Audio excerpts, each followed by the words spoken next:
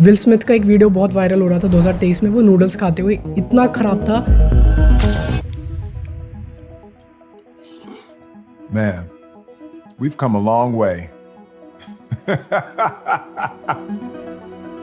क्या आपको लगता है कि एआई कभी ह्यूमन इंटेलिजेंस को सरपास कर सकता है? एक होता है ANI, एक होता है AGI, artificial general a intelligence. system that can exhibit all the cognitive capabilities humans can. Future में जो सुपर रियलिस्टिक चीज़ें होती है वो होती है ASI, artificial super intelligence.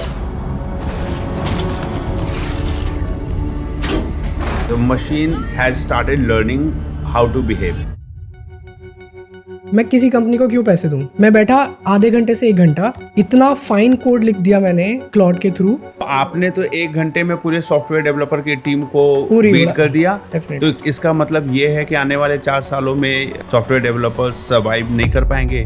Half the development is going to be done by AI. बड़ी companies को छोड़ो, आप छोटे कंपनीज तक अपने खुद के एजेंट्स बना रहे हैं, उन एजेंट से काम करवा रहे हैं एक ह्यूमन को बिना लूप में इन्वॉल्व किए। पहले क्या होता था, एक सीनियर डेवलपर है, उसके ऊपर प्रोजेक्ट मैनेजर है, ठीक है, उसके नीचे 4 जूनियर डेवलपर्स हैं, फिर एनालिस्ट हैं। वो एक हायरार्की बनी रहती थी, आपको 10 लोगों को पैसे देने पड़ते हैं उसके लिए। हाँ, अगर आप एक AI जनरलिस्ट हायर कर लिए, वो बंदा पूरी नीचे की पाइपलाइन खुद से बना देगा। अगले आने वाले 10 सालों में क्या अलग अलग बॉर्डर्स पे रियल ह्यूमन आर्मी की जगह रोबोट्स उसकी जगह लेने वाले हैं, पूरा मशीन गन पकड़ के? फिर मिलिट्री और गवर्नमेंट साइड पे they already have very advance systems compare to जो पब्लिक के लिए ओपन रहता है। GPS जो था ना, वो एक्चुअली मिलिट्री साइड से बना था and then they used it for public use. Military का इतना प्रिसाइज है कि आपका ये पिस्ता का पॉइंट और ये यहाँ पे कितने डिस्टेंस पे है वो भी बता सकते हैं। जो हम ह्यूमंस जितना यूज कर रहे हैं ऑन अ पब्लिक स्केल, उससे ज़्यादा specialised AI models already government level पे यूज होते हैं।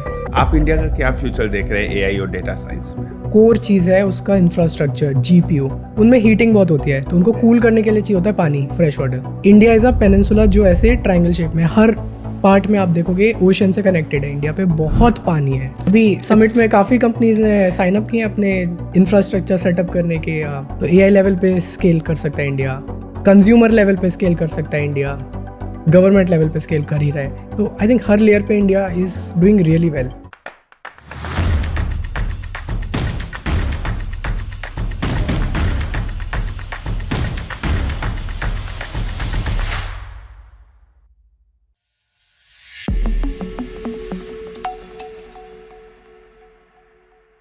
नमस्कार, welcome to the Rahul Ranjan show. आज हर तरफ सिर्फ एक चीज की बात हो रही है, AI, artificial intelligence. Youth AI की मदद से कैसे अपने करियर को बिल्ड करे, क्या स्कोप है, क्या रोड मैप है, और इसके ऊपर बात करने के लिए आज मैंने स्टूडियो में इनवाइट किया है एक यंग डेटा साइंटिस्ट पारस वार्ष ने, जो कि बॉस्टन USA में वर्क कर रहे हैं, सीनियर डेटा साइंटिस्ट की पोजीशन पर जॉब कर रहे हैं एक पॉपुलर फाइनेंशियल सर्विसेज कंपनी के साथ। तो आज हम बात करेंगे उन यूथ्स के लिए जो ग्रेजुएशन करके डेटा साइंटिस्ट बनना चाहते हैं, मशीन लर्निंग पे काम करना चाहते हैं, AI को यूज करके अपने करियर को फास्ट ग्रोथ देना चाहते हैं। इस एपिसोड में हम डिकोड करेंगे पारस जी की जर्नी कि कैसे अलीगढ़ UP का एक लड़का USA में भारत का नाम रोशन कर रहा है। डेटा साइंटिस्ट होने के साथ साथ ये कंटेंट क्रिएटर भी हैं और आज लाखों लोग इनके वीडियोस देखकर डेटा साइंस, मशीन लर्निंग और AI के ट्रेंडिंग टिप्स एंड ट्रिक्स सीखते हैं। अगर आप स्टूडेंट हो, टेक एंथुजियास्ट हो, या अगर आप USA में करियर बनाना चाहते हो, या फिर अपना फ्यूचर सिक्योर करना चाहते हो, तो ये एपिसोड आपको नेक्स्ट 10 ईयर्स के लिए प्रिपेयर करेगा। इनफैक्ट हर वो पेरेंट जो अपने बच्चे को करियर का रोड मैप देना चाहते हैं, तो आपको ये पॉडकास्ट जरूर देखना चाहिए, बिकॉज AI, डेटा साइंस और machine learning is the future. The AI era is here. AI and data is controlling you silently. Let's decode the AI era. Paras ji, स्वागत है हमारे podcast the Rahul Ranjan show में। Thank you sir for having me on this show. It's a pleasure आपके साथ ये shoot करने में। I am so blessed to be here. Thank you.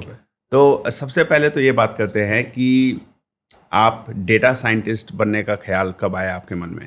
तो एक्चुअली मैं ग्रेजुएट हुआ था 2020 में, और 16 से 20 के बीच में मैंने बहुत चीज़ें एक्सप्लोर कर रहा था। और आज के स्टूडेंट्स को भी मैं यही बोलूँगा कि AI ट्रेंड चल रहा है, बट आई वुड से एक्सप्लोर करो हर चीज़। तो मैंने स्टार्ट किया 2016 में, नया आया था, कोडिंग वगैरह कुछ नहीं आता था, चीज़ें सीख रहा था कॉलेज में, मैथ्स, बेसिक इंजीनियरिंग वो सब सिखाते हैं। तो मैंने सोचा कि दोस्त लोग मेरे कुछ ऐसे पाइथन, वेबसाइट डेवलपमेंट और ये सब की बातें कर रहे हैं, तो क्या ये देखते हैं, चलो देखते हैं, एक्सप्लोर करते हैं। तो वहाँ मैंने सीखा वेबसाइट बनाना, बेसिक HTML CSS यूज़ करके वेबसाइट बना लिया फर्स्ट ईयर में ही, सेकंड सेमेस्टर में। फिर मैं कहा ठीक है, अच्छा इंटरेस्टिंग है। अब वेबसाइट के लिए बार बार लैपटॉप खोलना पड़ रहा है, मुझे फ़ोन है, स्मार्टफोन पापा ने तब नया दिलवाया था, तो फ़ोन में कैसे देखें, तो मैंने सोचा ऐप डेवलपमेंट सीखते हैं। ओके। हाँ, तो मैंने सेकंड ईयर में ऐप डेवलपमेंट सीखा, इंटर्नशिप की टाइम्स ऑफ इंडिया के साथ ऐप डेवलपमेंट में, मोबाइल ऐप में।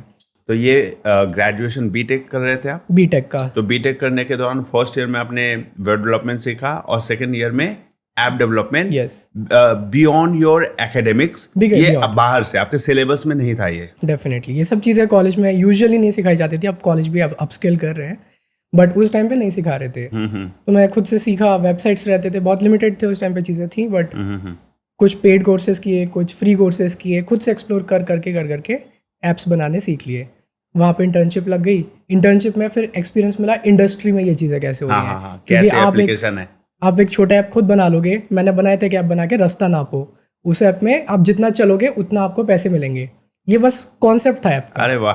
पर पैसे कहाँ से लाऊं, फंडिंग कुछ नहीं, स्टूडेंट कॉलेज का कुछ नहीं किया, वो ऐप ऐसे ही रह गया। बट जब मैं इंडस्ट्री में घुसा कि ठीक है मैजिक ब्रिक्स में कैसे काम हो रहा है, हाउसिंग की प्राइसिंग कैसे हो रही है, डायनेमिक प्राइसिंग कैसे हो रही है AI यूज़ करके, वो सब चीज़ें, तो वहाँ मेरे को AI का हल्का सा टच मिला कि अरे AI के बारे में लोग बात कर रहे हैं, even with in the mobile app team. क्या बात है। 7-8 लोग की मोबाइल ऐप बनाने की टीम थी, सब सीनियर लोग थे, मैं एक इंटर्न था, मैं सुनता था, सीखता था उनसे चीज़ें। वहाँ AI बोलने लगे, मैंने कहा क्या है AI? 2016 में भी AI की बातें 18 में हो रही थी? 18 में हो रही थी बातें, बहुत नीश लेवल पे, बहुत कम लोग बात कर रहे थे, बट ऐसे ऊपर से बात हो रही थी। एज अ टॉपिक सब्जेक्ट तो था काफ़ी पहले से, लोग सिखा रहे थे कॉलेजेस वगैरह में, बट इंडस्ट्री में बात होनी चालू हो रही थी। वहाँ मैंने सुना उसके बारे में, फिर मैं कॉलेज में वापस आ गया 3-4 महीने की इंटर्नशिप ख़त्म करके। कॉलेज में आके मैं देखा बाकी दोस्त लोग इंटर्नशिप करके आए, वो भी AI की बात कर रहे हैं, सब ऐसे डेटा साइंस भी बोलने लग रहे थे। मैंने कहा क्या है, चलो देखते हैं। मैंने खुद से रिसर्च करी, 1-2 महीना बैठा, सीखा क्या है। कोडिंग लैंग्वेज उसमें पाइथन यूज़ करते थे, मतलब पाइथन अभी भी यूज़ करते हैं, बेस्ट लैंग्वेज आई वुड से। हमें कॉलेज में C++ सिखा रहे थे कि अरे C++ करो, उसमें कोई पैकेजेस होते नहीं है AI वगैरह के। तो मैंने कहा ठीक है चलो पाइथन सीख लेते हैं। अब लैंग्वेज एक आ गई है तो दूसरी लैंग्वेज सीखना उतना टफ नहीं है। पाइथन सीखी, वहाँ पे मेरा ट्रांजिशन हुआ AI में धीरे धीरे। तो आई वुड से 2018 के टाइम से मैं AI में घुसा। 18-19 में कॉलेज में रहते रहते प्रोजेक्ट्स बनाए, चीज़ें करी, एक और इंटर्नशिप कर ली रिमोटली कॉलेज में रहते रहते। फिर by the time of graduation ऐसी स्टेट में था कि मेरे पास 2-3 ऑफर थे डेटा साइंस की ही पोजीशन के लिए डायरेक्टली ग्रेजुएशन के टाइम पे। एक एक्सटर्नली खुद से जहाँ मैं इंटर्नशिप बीच में किया था, और एक और अलग से 2-3 कंपनीज कॉलेज के थ्रू। तो मैंने कहा ठीक है चलो, अब ये फील्ड इंटरेस्टिंग लग रहा है, मज़ा भी आ रहा है, क्योंकि इसमें एक्सप्लोरेटिव चीज़ें बहुत होती है, एक्सप्लोर करते हैं, डेटा के साथ बहुत खेलना रहता है, मज़ा आता है। तो मैं क्रिएटिव बंदा था बचपन से, अभी भी इंस्टा पे क्रिएटिविटी करता हूं। कमांड किया और पूरा रिस्पॉन्स चेंज हो गया। बिल्कुल। तो वहाँ से मैं ट्रांजिशन किया डेटा साइंस में, स्टार्ट किया अपना career as a data scientist 2020 से। फिर तब से इसी स्पेस में वो 3 साल इंडिया में जॉब किया, फिर डिसाइड किया कि थोड़ा और रिसर्च लेवल पे चीज़ें सीखते हैं, तो US मूव करते हैं। तो US गया, वहाँ पे मास्टर्स किया, रिसर्च प्रोजेक्ट्स में काम किया, और अभी भी सीनियर डेटा साइंस पोजीशन पे हूँ फाइनेंस में, कंपनी में। तो US में फिर आपने जॉब ज्वाइन की वहाँ से मास्टर्स करने के बाद। अच्छा, डेटा साइंस और मशीन लर्निंग में क्या डिफरेंस है? तो ये ना सारी चीज़ें आती हैं AI के अंडर। AI में क्या होता है, आप ऐसे इसको वेन डायग्राम में समझिए, मल्टीपल सर्कल्स एक दूसरे के अंदर। AI सुपर सेट है सबका। AI में होता है ह्यूमन लाइक इंटेलिजेंस अचीव करने के लिए कोई भी सिस्टम आप बनाओ वो AI की कैटेगरी में आ जाएगा जी। चाहे वो उसमें एल्गोरिदम्स लिखो, चाहे उसमें सिंपल इफ एल्स कंडीशन लिख के कि भाई if this happened do this, otherwise do that, ये भी AI है, रूल बेस्ड AI है। करेक्ट। अब जब इसको और आप स्पेसिफिक कर लो, उसके अंदर एक सर्कल बनाओ AI में, वो आपका आ जाता है मशीन लर्निंग। अब उसमें मशीन को डेटा देके सिखाया जाता है कि ये पकड़ो डेटा और इससे प्रेडिक्शन कर दो कि क्या हो रहा है और क्या होना चाहिए। तो वो predictive analytics, predictive machine learning वो हो जाता है। तो machine has started learning how to behave. Correct. Behavioural patterns identify करना, डेटा में अलग अलग चीज़ें आइडेंटिफाई करना जो ह्यूमंस इजीली नहीं पकड़ पाते, वो मशीन लर्निंग में आ जाता है। अब मशीन लर्निंग हो रहा था, स्पेसिफिक यूज़ केसेस पे आप मशीन लर्निंग यूज़ कर लेते हो, लेकिन अब उसको और एडवांस कैसे करें, तो रिसर्चर्स ने डीप लर्निंग करके निकाला जो मशीन लर्निंग के अंदर आ जाता है, ठीक है। अब वो डीप लर्निंग में एडवांस्ड एल्गोरिथम्स हैं, वो उनमें कैपेबिलिटीज़ है कि वो प्रिडिक्शंस मच बेटर लेवल पे कर सकते हैं, हाई एक्यूरेसी हाई प्रिसीजन के साथ। तो वो हो जाता है डीप लर्निंग। उसमें कॉम्प्लेक्स मॉडल्स आ जाते हैं, ह्यूमन का जो ब्रेन रहता है उसको मिमिक करने की कोशिश कर रहे हैं डीप लर्निंग में, ठीक है ना। अब इन सब के ये एक के अंदर एक सर्कल हो गए। अब इनसे इंटरसेक्ट, हर चीज़ से इंटरसेक्ट करता हुआ एक सर्कल अलग से मान लो, वो है डेटा साइंस। ओके। तो उसमें एआई की नॉलेज चाहिए, मशीन लर्निंग की नॉलेज चाहिए, डीप लर्निंग की भी नॉलेज चाहिए, प्लस जो चीज़ बाहर से चाहिए वो है स्टैटिस्टिक्स, कम्युनिकेशन, आपको अपनी स्टोरी टेलिंग की स्किल आने चाहिए, क्योंकि वो सब बहुत रिक्वायर्ड है डेटा साइंस में। डेटा साइंस क्या करता है, एक गैप रहता है हमेशा टेक्निकल साइड में और बिजनेस की रिक्वायरमेंट्स में, उनको ज्वाइन करने का जो ब्रिज रहता है वो होता है डेटा साइंस। गॉट इट, बिल्कुल गॉट इट। एग्जाम्पल के तौर पे एक नॉर्मल भाषा में व्यूअर्स को समझाने के लिए मैं चाहता हूँ कि आंसर करें आप, जो यूथ डेटा साइंस में अपना करियर बिल्ड करना चाहते हैं। अगर Amazon.in पे हम शॉपिंग करते हैं, तो जब मैं मेरे पुराने बिहेवियर को देखते हुए कि मैंने लास्ट में क्या परचेज किया था, क्या सर्च किया था, मेरे क्वेरीज क्या थे, तो मेरे इंस्टिंक्ट्स को समझे वो मशीन और उसके बेसिस पे किस प्रकार के प्रोडक्ट को रेकमेंड करे या ऑटोमेटिकली दिखाए, उसमें वो मशीन लर्निंग है या डेटा साइंस है, क्या है? So this is a combination of again AI. इसमें क्या रहता है, इसको बोलते हैं रिकमेंडेशन इंजन। वो क्या करते हैं, आपकी जितनी भी हिस्टोरिकल एक्टिविटीज़ हैं, आपको लग रहा है कि मेरे पुराने परचेज को आइडेंटिफाई करते हैं, बट वो एक सिंगल डेटा पॉइंट है।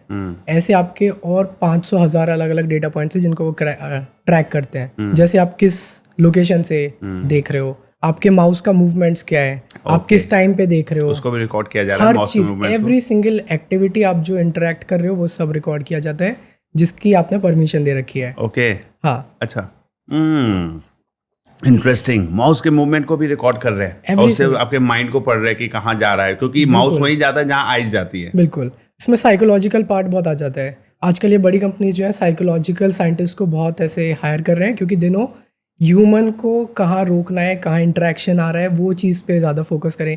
फॉर एग्जांपल अमेजोन का बिग बिलियन डे सेल आ रहा है, तो उनको चाहिए कि मेरा बैनर ऐसा हो कि लोग बैनर को ही देख के क्लिक कर दें। तो वो समझते हैं कि ह्यूमन साइकोलॉजी क्या है, लोग किस पार्ट पे किस जगह ज़्यादा एम्फेसिस दे रहे हैं। बैनर पे उस जगह टीवी का फोटो लगा दिया कि भाई यहाँ टीवी बेचना है, तो टीवी इधर लगना चाहिए बैनर में, क्योंकि लोग यहाँ ज़्यादा इंटरेक्ट कर रहे हैं। उनको देखते ये भी click पता है कर कि देंगे। किस पोर्शन पे ज्यादा नजर जाती है। Definitely.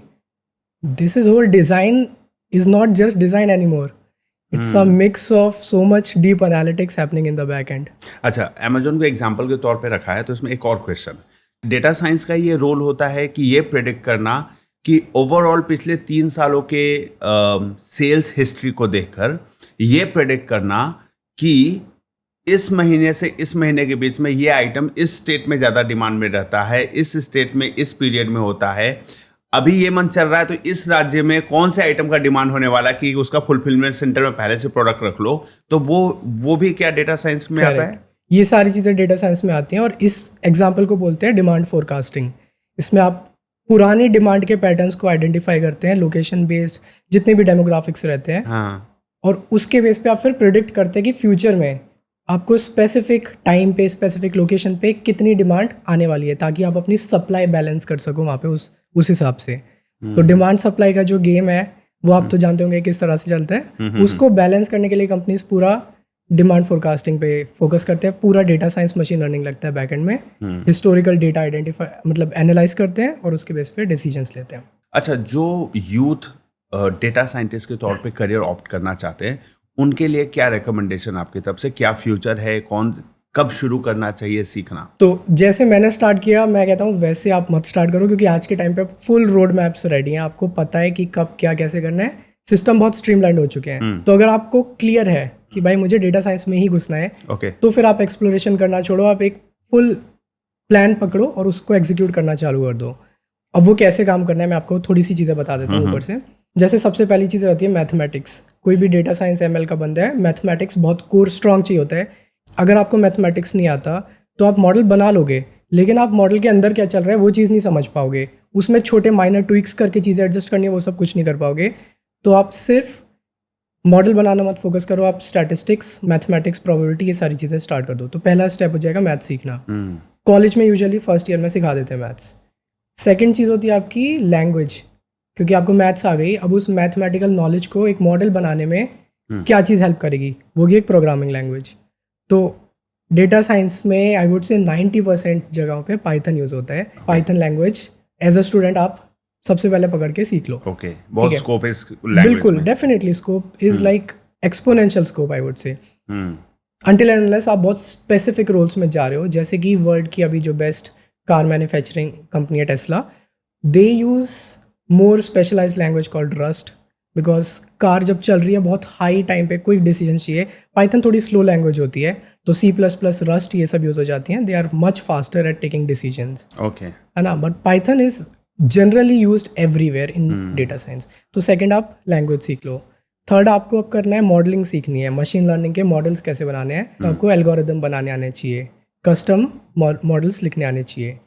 वो आपके कॉन्सेप्ट्स हो गए ML के। ओके, उसके बाद आपको डेटा साइंस सीखने के लिए डेटा की नॉलेज आनी चाहिए। तो data wrangling, data processing, fine tuning model के, वो सारी चीज़ें आ जाएंगी। फीचर इंजीनियरिंग आ जाएगा, आउटलायर डिटेक्शन आ जाएगा, बहुत चीज़ें आ जाती है उसमें। सुपरवाइज्ड अनसुपरवाइज्ड लर्निंग, ये सारे कॉन्सेप्ट्स कवर हो जाते हैं। तो आपके डेटा साइंस के कॉन्सेप्ट्स हो गए। फाइनली डेटा साइंस के लिए सबसे इंपॉर्टेंट चीज़ है कम्युनिकेशन और स्टोरी टेलिंग, ओके, जिसको लोग यूजुअली नेग्लेक्ट करते थे, क्योंकि कॉलेज में आपको इंजीनियरिंग में ये सब नहीं सिखाया जाएगा। जी, ये आपको खुद से बिल्ड करना पड़ेगा। तो उसके लिए मैं बताता हूँ, आप जितना पॉसिबल हो कॉलेज के इवेंट्स में पार्ट लो, लोगों से बात करो, डिबेट्स में सेशंस लो, पार्ट लो। डिबेट्स लो, स्पीकर टॉक्स में अगर इनविटेशन आ रहा है, जैसे हम अभी बैठे हैं, डेफिनेटली यस बोल दो, वो चीज़ें करो। हाँ। क्योंकि उससे आपका कम्युनिकेशन गेम इंप्रूव होगा, स्टोरी आपको बनानी आएगी।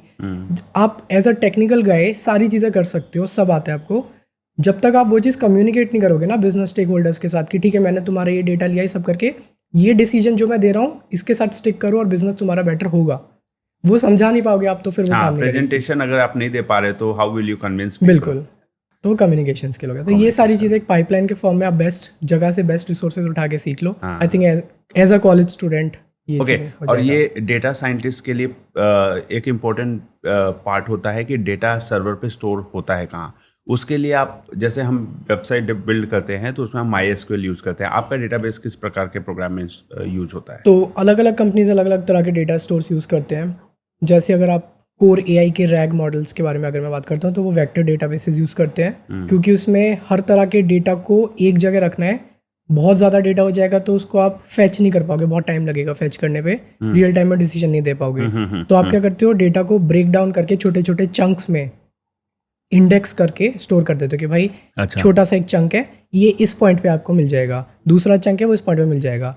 जब आप उसमें से क्वेरी करके डेटा फैच करने लाते हो तो फिर वो बहुत ईजी रहता है कि भाई ठीक है चंक्स फास्ट क्वेरी हो जाते हैं, क्योंकि वो इंडेक्सिंग से मैप होते हैं, हैशिंग टेक्निक यूज होती है। तो नए नए तरह के डेटाबेसेस हैं, नए नए कौन से concepts हैं। डेटाबेसेस सीखें बच्चे? अगर बच्चों को अभी सीखना है तो MySQL से ही स्टार्ट करो, बेसिक SQL आना चाहिए, क्योंकि कॉलेज के बाद आपको जॉब चाहिए। जॉब में इंटरव्यूज में फर्स्ट राउंड में हमेशा SQL पूछेंगे, तो आप SQL करो, MySQL। उसके बाद फिर आप MongoDB वगैरह वो सब चीज़ें सीख लो, वो वेबसाइट के साइड में यूज़ हो जाता है। प्लस आप उस पर किसी भी तरह की NoSQL वाली चीज़ें कर सकते हो। ओके, उसके बाद फिर अगर आपको स्पेशलाइज्ड AI साइड में जाना है तो आपको वेक्टर डेटाबेसेस सीखने पड़ेंगे। जब ये आप SQL और MySQL या MongoDB सीख चुके होंगे तो ये वेक्टर डेटाबेस सीखना इजी हो जाएगा। हाँ, वेक्टर इज लाइक कॉन्सेप्ट, उसके बेस पे बहुत अलग अलग डेटाबेस के नाम रहते हैं। पाइनकोन एक होता है। किस किस प्रकार के इंडस्ट्री में डेटा साइंटिस्ट की वैकेंसी होती है?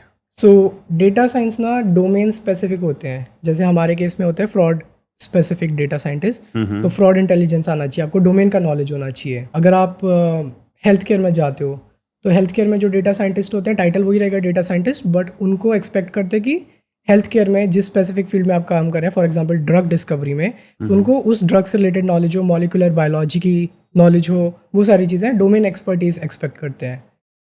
जिस डोमेन में आप डेटा साइंटिस्ट देखोगे उस डोमेन में उनको उसकी स्पेसिफिक नॉलेज होनी रिक्वायर्ड है आज के टाइम पे। तो मतलब लगभग ऑलमोस्ट हर प्रकार के MNCs में डेटा साइंटिस्ट के लिए अलग डिपार्टमेंट है? डेफिनेटली डिपार्टमेंट क्या, मैं बोलूँगा काफ़ी बड़ी बड़ी टीम्स हैं इस समय डेटा साइंस की, जो हर कंपनी में एग्जिस्ट करती हैं। अब वो हर अलग अलग टीम में भी है। मार्केटिंग की टीम की एक अलग डेटा साइंस की टीम, ओके, आप समझ रहे हो। मार्केटिंग डेटा को इवैल्यूएट करिए, किधर से सेल Exactly. ज्यादा आएगा, किधर मार्केट करना है, किधर कैंपेन प्रमोट कैसे रन करना है, करना है, कैंपेन कौन से किधर कैंपेन बनाना है। अच्छे चले, वो सारी चीज़ें उधर हो जाएगा। हाँ, वो डेटा फीड कर रहे हैं कि हमारा मेटा एड से क्या रिस्पॉन्स आया है, किस मंथ में क्या आया है, करेक्ट, अपनी गूगल एड से रेवेन्यू क्या को आया है। ऑप्टिमाइज करना चाहते हैं कि कम पैसे में ज़्यादा ग्रोथ हमें मिल जाए, वो अपनी डेटा साइंस की टीम लगा के बैठते हैं। और कंपनियों के लिए जो कंपनी डेटा साइंस को यूज नहीं कर रही है उनको क्या आप मैसेज देना चाहते हैं? एक ही मैसेज है, आप डेफिनेटली आज से स्टार्ट कर दो। आपकी प्रोडक्शन जो भी है वो मल्टीपल टाइम्स आपकी बूस्ट हो जाएगी। मैनुअली कर रहे हैं तो बहुत मिस कर रहे हैं मैनुअली चीज़ें फिर रिपीटेड लूप में चलती हैं। एक ही चीज़ आप रिपीटेडली मैनुअली करवाते हो, आपका ह्यूमन लेबर कॉस्ट ज़्यादा जाता है, आपको टाइम ज़्यादा कंज्यूम होता है। अगर आप AI बेस्ड सिस्टम बनाओगे, आपके एजेंट्स, आज के टाइम में एजेंट्स आपने सुना होगा, बहुत बात कर रहे हैं लोग, आपके एजेंट्स ह्यूमन लेवल की सेम चीज़ें कर दे रहे हैं आज के टाइम पे, almost like 10 times less cost पे, multiple times faster optimised speed पे। तो ये सब पॉसिबल है। यूएस में काम करते हुए आपने उससे पहले इंडिया में भी काम किया था जी। वर्क कल्चर में क्या डिफरेंस महसूस हुआ आपको इंडियन कंपनी और यूएस कंपनी के बीच में? I think to be honest मेरा डिसीजन बहुत बाइस्ड रहेगा, क्योंकि मैं स्टार्टिंग से जिस भी कंपनी में काम किया हूँ, लकीली अच्छे मैनेजर्स मिले, अच्छी टीम्स में काम किया है। तो इंडिया का वर्क कल्चर, मुझे जो लोग बोलते हैं थोड़ा टॉक्सिक रहता है यूजुअली, बट मेरा एक्सपीरियंस थोड़ा सा पॉजिटिव साइड में रहा है। लेकिन अगर मैं कंपेयर करूँ यूएस से, तो यूएस का वर्क कल्चर और ज़्यादा बेटर है इस टाइम पे, क्योंकि लोग ना टाइम बाउंडेड रहते हैं कि भाई सुबह टाइम पे आए, टाइम पे गए। उसके बाद जब आपकी पर्सनल लाइफ का टाइम स्टार्ट होता है, वहाँ आपको कोई डिस्टर्ब नहीं करेगा। वो चीज़ के लिए वो लोग स्ट्रिक्ट रहते हैं कि भाई तुम्हें मैनेजर डिस्टर्ब कर रहा है, HR को बता दो। ओह, हाँ, ऑफ आवर्स कोई मैसेज भी कर रहा है काम से रिलेटेड तो फिर आप HR को बताइए कि भाई। इनफॉर्मली लोग थोड़ा बहुत बात कर लेते हैं, बट ऐसे वर्क रिलेटेड तुम्हें रेगुलर लेवल पे नहीं पुश कर। हाँ, इनफॉर्मली ऑब्वियसली दोस्ती है तो ऑफ आवर्स तो हम मिलेंगे, बात करेंगे, लेकिन वर्क से रिलेटेड कोई टास्क की बात नहीं कर सकते। हाँ, कि ये वाले प्रोजेक्ट का बताना जरा क्या हुआ, कल क्या होगा। रूल्स रेगुलेशन थोड़े स्ट्रांग है इस चीज़ को लेके। तो लेबर लॉज अच्छे हैं थोड़े। ओके, अगर कोई यूथ, नए जनरेशन के लोग, जेन जीज अगर जाना चाहते हैं यूएस में जॉब करने के लिए, तो क्या चैलेंजेस हैं? पहले कितना इजी था और अब क्या चैलेंजिंग हो सकता है उनके लिए? तो पहले जैसे होता था ना, अमेरिकन ड्रीम करके लोग जा रहे हैं यूएस, कि भाई वहाँ पे लाइफ अच्छी है, पॉल्यूशन नहीं है, पैसे हैं, रिस्पेक्ट है जी। वो सारी चीज़ें पहले बहुत ज़्यादा होता था। आजकल थोड़ा चीज़ें कम हो गई हैं, आप समझ सकते हो, बहुत रीजंस हैं उसके पीछे। एक तो काफ़ी लोग ओवर द टाइम मूव हो चुके हैं इंडिया से बाहर, जैसे US, कनाडा, इन कंट्रीज़ में जा चुके हैं। तो वहाँ पे एक पॉइंट के बाद सैचुरेशन आ जाता है इमिग्रेंट्स का। वो वाला थोड़ा फेस चल रहा है, क्योंकि वो लोग उतने ज़्यादा इमिग्रेंट्स हायर नहीं करते, ज़्यादा इमिग्रेंट्स आ जाते हैं, तो वो स्ट्रगलिंग पार्ट ज़्यादा हो जाता है। डिमांड सप्लाई का गेम है, डिमांड उतना है नहीं, सप्लाई बहुत ज़्यादा आ रहा है, तो फिर लोगों को सफ़र करना पड़ता है। इस पॉइंट पे वो चीज़ और ज़्यादा बढ़ गई है, क्योंकि कोविड के बाद से एक्चुअल एक कोविड की वेव आई थी, उसके बाद एक स्टूडेंट्स की वेव आई है जो इमिग्रेशंस के लिए, मतलब US, कनाडा और जर्मनी, इन सब कंट्रीज में मूव कर रहे थे हर जगह से, not just from India, from through out the world, all over the world, everywhere. हाँ, तो उसकी वजह से वही सप्लाई बहुत ज़्यादा होने लगा। अब वहाँ की कंपनीज उस चीज़ के लिए रेडी नहीं है, क्राउड ज़्यादा है। तो काफ़ी लोग, अब मैं देख रहा हूँ कि जो लोग उस टाइम पे पहुँचे थे, मास्टर्स किए, जॉब नहीं लग रहे हैं, स्ट्रगल कर रहे हैं, तो रूल्स उनके इतने स्ट्रांग रहते हैं कि आप अगर 90 डेज में जॉब नहीं ले पाए तो आपको रिटर्न होना पड़ेगा अपने कंट्री में। तो काफ़ी लोगों को लौटना भी पड़ता है। काफ़ी बड़ा लोन होता है उनके हेड पे कि भाई 50-60 लाख, और कभी कभी MBA वगैरह करते हो आप 1-2 करोड़, तो वो सब लेके वापस लौटो। वो ये सोचकर जाते हैं कि वहाँ से अगर MBA किया तो जॉब तो मिल ही जाएगी, लेकिन ऐसा सबके साथ नहीं होता। करेक्ट, वो रिस्क रिवॉर्ड वाला जो चीज़ बोली जाती थी ना, कि ज़्यादा बड़ा रिस्क तो ज़्यादा बड़ा रिवॉर्ड, रिस्क अब और बड़ा हो गया और रिवॉर्ड और कम हो गया, मुझे ऐसा लगता है। कम हो गया है। अच्छा, और लाइफस्टाइल में क्या डिफरेंस है? एक एवरेज एंट्री लेवल पे कोई ज्वाइन करता है अगर US में डेटा साइंटिस्ट के तौर पे, तो बैंगलोर में या गुड़गांव में कोई जॉब ज्वाइन करता है तो लगभग एंट्री लेवल पे क्या सैलरी मिलती है और US में क्या सैलरी मिलती है?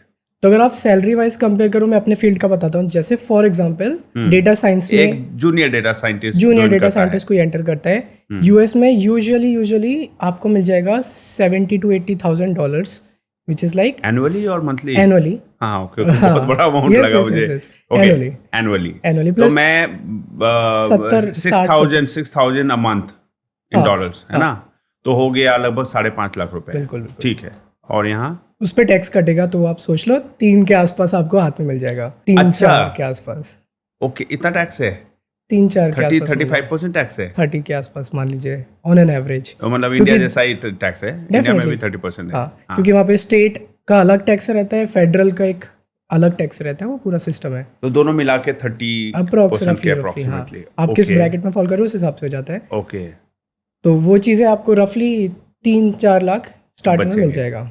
इंडिया में वो चीज़ थोड़ा कम से स्टार्ट होगा। आप अगर जूनियर डेटा साइंटिस्ट हो आपको मिल जाएगा रफली 12 लाख का पैकेज। 12 से स्टार्ट, कॉलेज से होते तो 1 लाख के आसपास आपको मंथली रहेगा, प्लस टैक्स हटा दो 70-80-90,000 के रेंज में। नहीं, अब तो इंडिया में 12 लाख पे टैक्स ही नहीं है ना, तो आप बच गए। 12 पे नहीं है, करेक्ट। हाँ, तो you save all money. Correct तो है फिर ना? 1 लाख के पूरा ही आसपास तो बन आप रहा है। कमा सकते हैं हाँ, इंडिया में। करेक्ट। तो 1 लाख रुपए यहाँ कमा सकते हैं। अब एक्सपेंसेस की बात करते हैं कि जो यूएस में 3 लाख रुपए, 3.5 लाख रुपए बचाते हैं या 4 लाख मानकर चलते हैं, 30% उधर 1.5 लाख होता है 5 लाख के ऊपर, तो 5.5 लाख की इनकम थी, तो लगभग वो 3.5 से 4 के बीच में कुछ रफली आप राउंड ऑफ 4 मान 4 मान लेते हैं।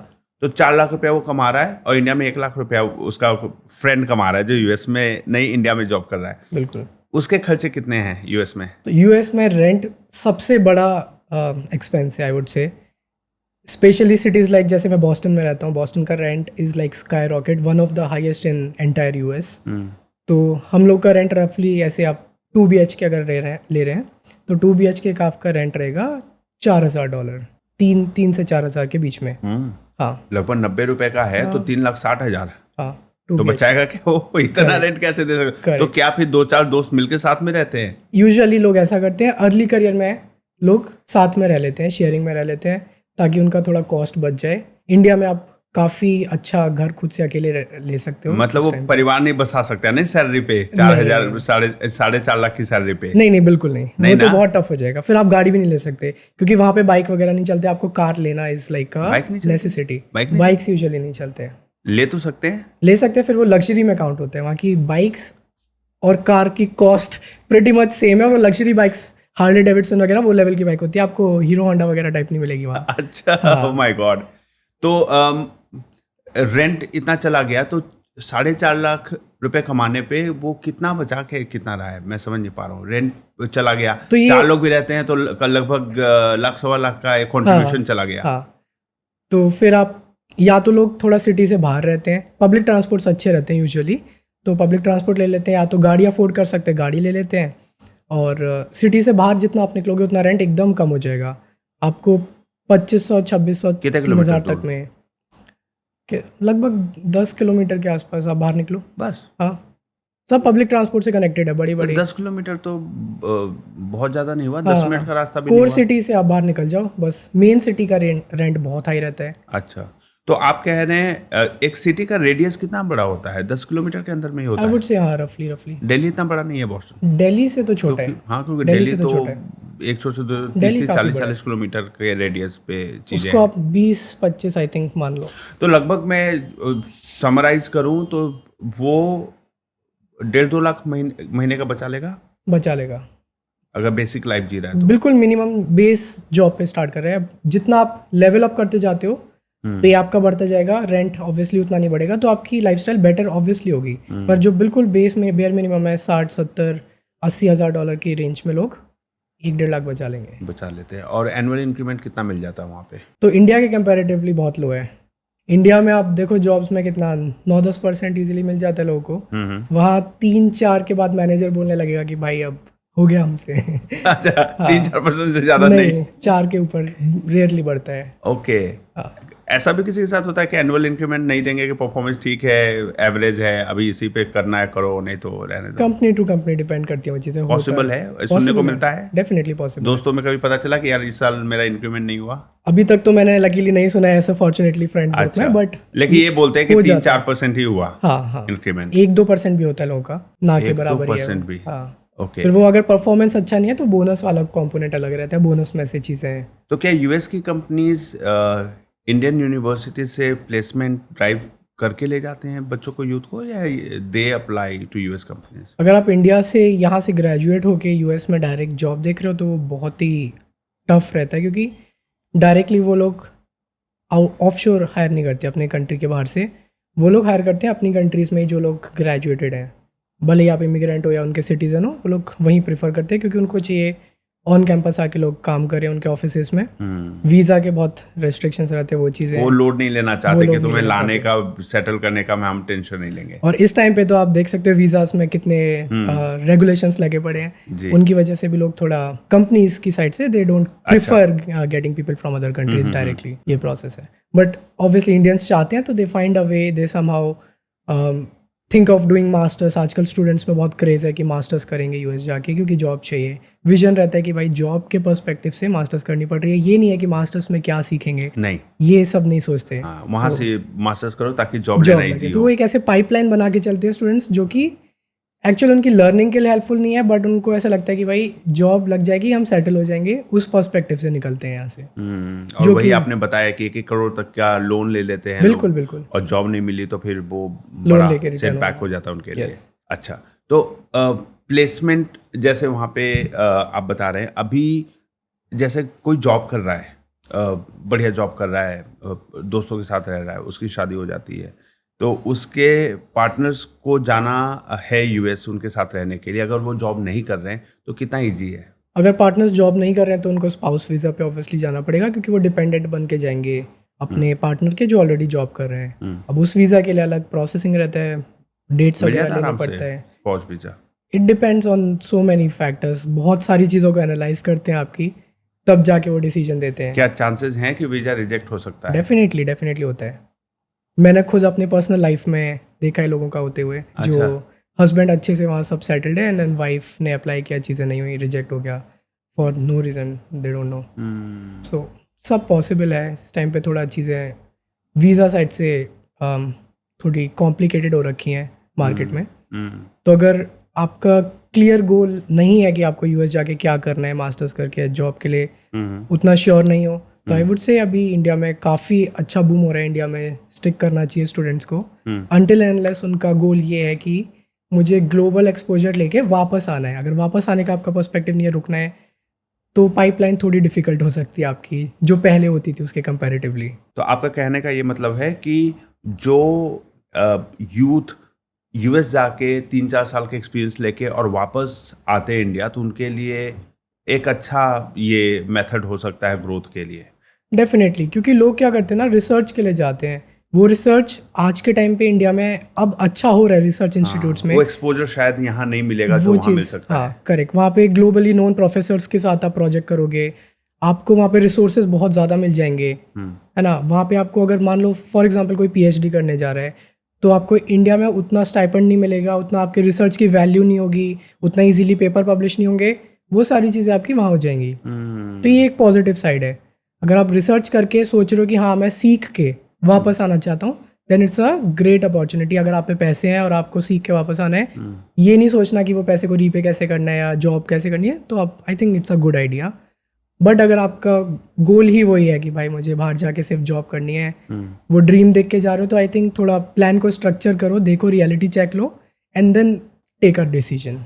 अच्छा, थोड़ा सा कॉन्टेक्स्ट से बाहर का एक सवाल है। जैसे ऐसे ही मन में क्वेरी आई कि कोई अगर वहाँ पे 10 लाख रुपए इंडियन रुपीज़ में कमा रहा है, मान लेते हैं 10,000 US डॉलर्स की सैलरी ले रहा है, 11,000 की सैलरी ले रहा है, अगर वो एक मेड हायर करता है तो क्या सैलरी देनी पड़ती है मेड को? सुबह शाम खाली क्लीनिंग करके, सुबह क्लीनिंग करके जाए, बर्तन वर्तन धो के जाए? टू बी ऑनेस्ट, मैंने इवन 10,000 से हायर पे वाले लोगों को भी मेड नहीं लगाते देखा है, क्योंकि ना जब लोग वहाँ पे आते हैं तो वो एक लाइफस्टाइल अडेप्ट कर लेते हैं वहाँ की।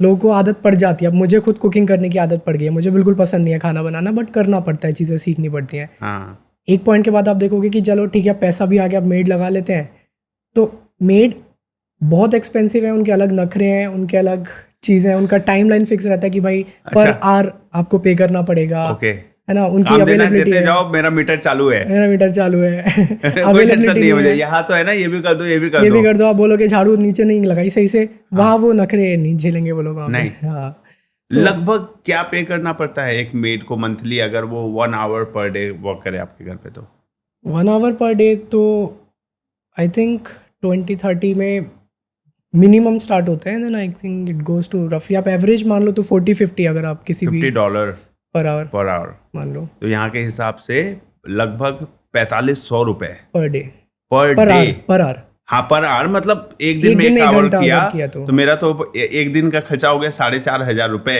बिल्कुल। महीने का अगर मैं 300 दिन बुलाऊं या 25 दिन में बुलाऊं तो 1 लाख से ऊपर। इजीली। हाँ, फिर वो अकाउंट में बचाना चाहेगा, ना कि मेड क्योंकि के वो ऊपर सेव खर्च ही करना उतना नहीं कर चाहेगा, रहा। है ना। डेफिनेटली। तो फिर लोगों को ये थोड़ा सा चैलेंज होता है कि जो 1 लाख रुपया गुड़गांव में कमा रहा होगा ना, उसको कुछ नहीं करना, मेड आ रही है झाड़ू पोछा करके जा रही, बर्तन धो दे रही, भले ही अगर आपको शौक है खुद से कुकिंग करने का तो यू कैन कुक। हाँ। तो लाइफ इजियर है इंडिया में कंपेयर टू यूएस, क्योंकि हर काम खुद करना पड़ेगा। करेक्ट।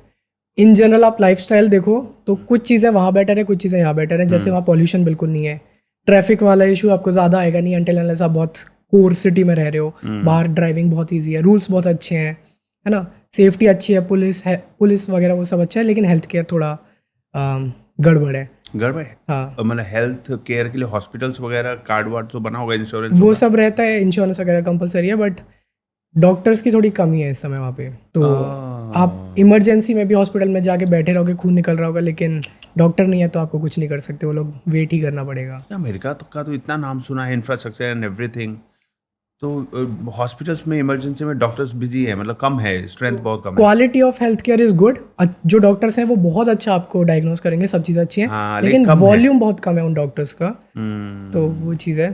तो हेल्थ केयर ऑब्वियसली इंडिया में आपको मिल जाएगा बेटर अच्छा, मिल जाएगा। हाँ। और बाकी आपको पैसे वैसे बचाने के लिए, लाइफस्टाइल के लिए, उन चीज़ों लाइफस्टाइल के लिए तो चलो ठीक है, सेल्फ रिलायंस मोदी जी बोलते हैं बन जाओ, तो वहां पे जाके आत्मनिर्भर बनना बहुत जरूरी है अगर पैसे बचाने हैं तो। डेफिनेटली। ओके, यूएस के एजुकेशन सिस्टम में क्या देखते हैं आप, क्या वो बेटर है इंडिया से, किस प्रकार से बेटर है? अगर है तो मुझे तो लगता है बेटर ही होगा। डेफिनेटली यूएस का एजुकेशन सिस्टम की बात करेंगे तो इस पॉइंट पे काफ़ी मुझे बेटर लगा। मेरा पर्सनल एक्सपीरियंस बता रहा हूँ आपको।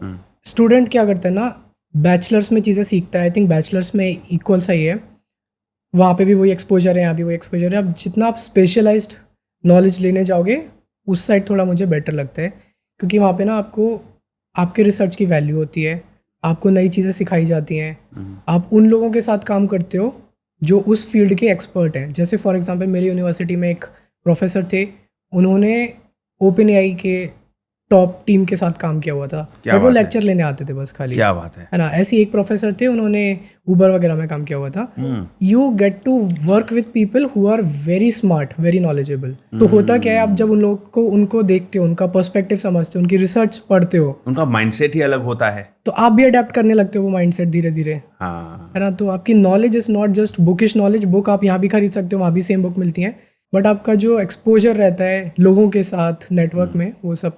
तो 12th तक के एजुकेशन सिस्टम में सेम ही है जैसे इंडिया की पढ़ाई हो रही है, वहाँ भी वैसे हिस्ट्री पढ़ा रहे हैं, ज्योग्राफी पढ़ा रहे हैं 10th तक? हाँ, मतलब सब्जेक्ट वाइज सेम ही है, करिकुलम्स ऑब्वियसली बदल जाते हैं, बट मेरा पर्सनल थॉट ये है कि स्पेशलाइज्ड नॉलेज वहाँ ज़्यादा बेटर है, हायर एजुकेशन के लिए बेटर। डेफिनेटली। अगर मैं अब खुद अपने बच्चों को फ्यूचर में पढ़ाने का सोचूंगा, मैं प्रीफर करूँगा इंडिया, क्योंकि ऐसा कुछ नया नहीं सीखेंगे वहाँ जो इंडिया में मैं सस्ते में नहीं सिखा सकता।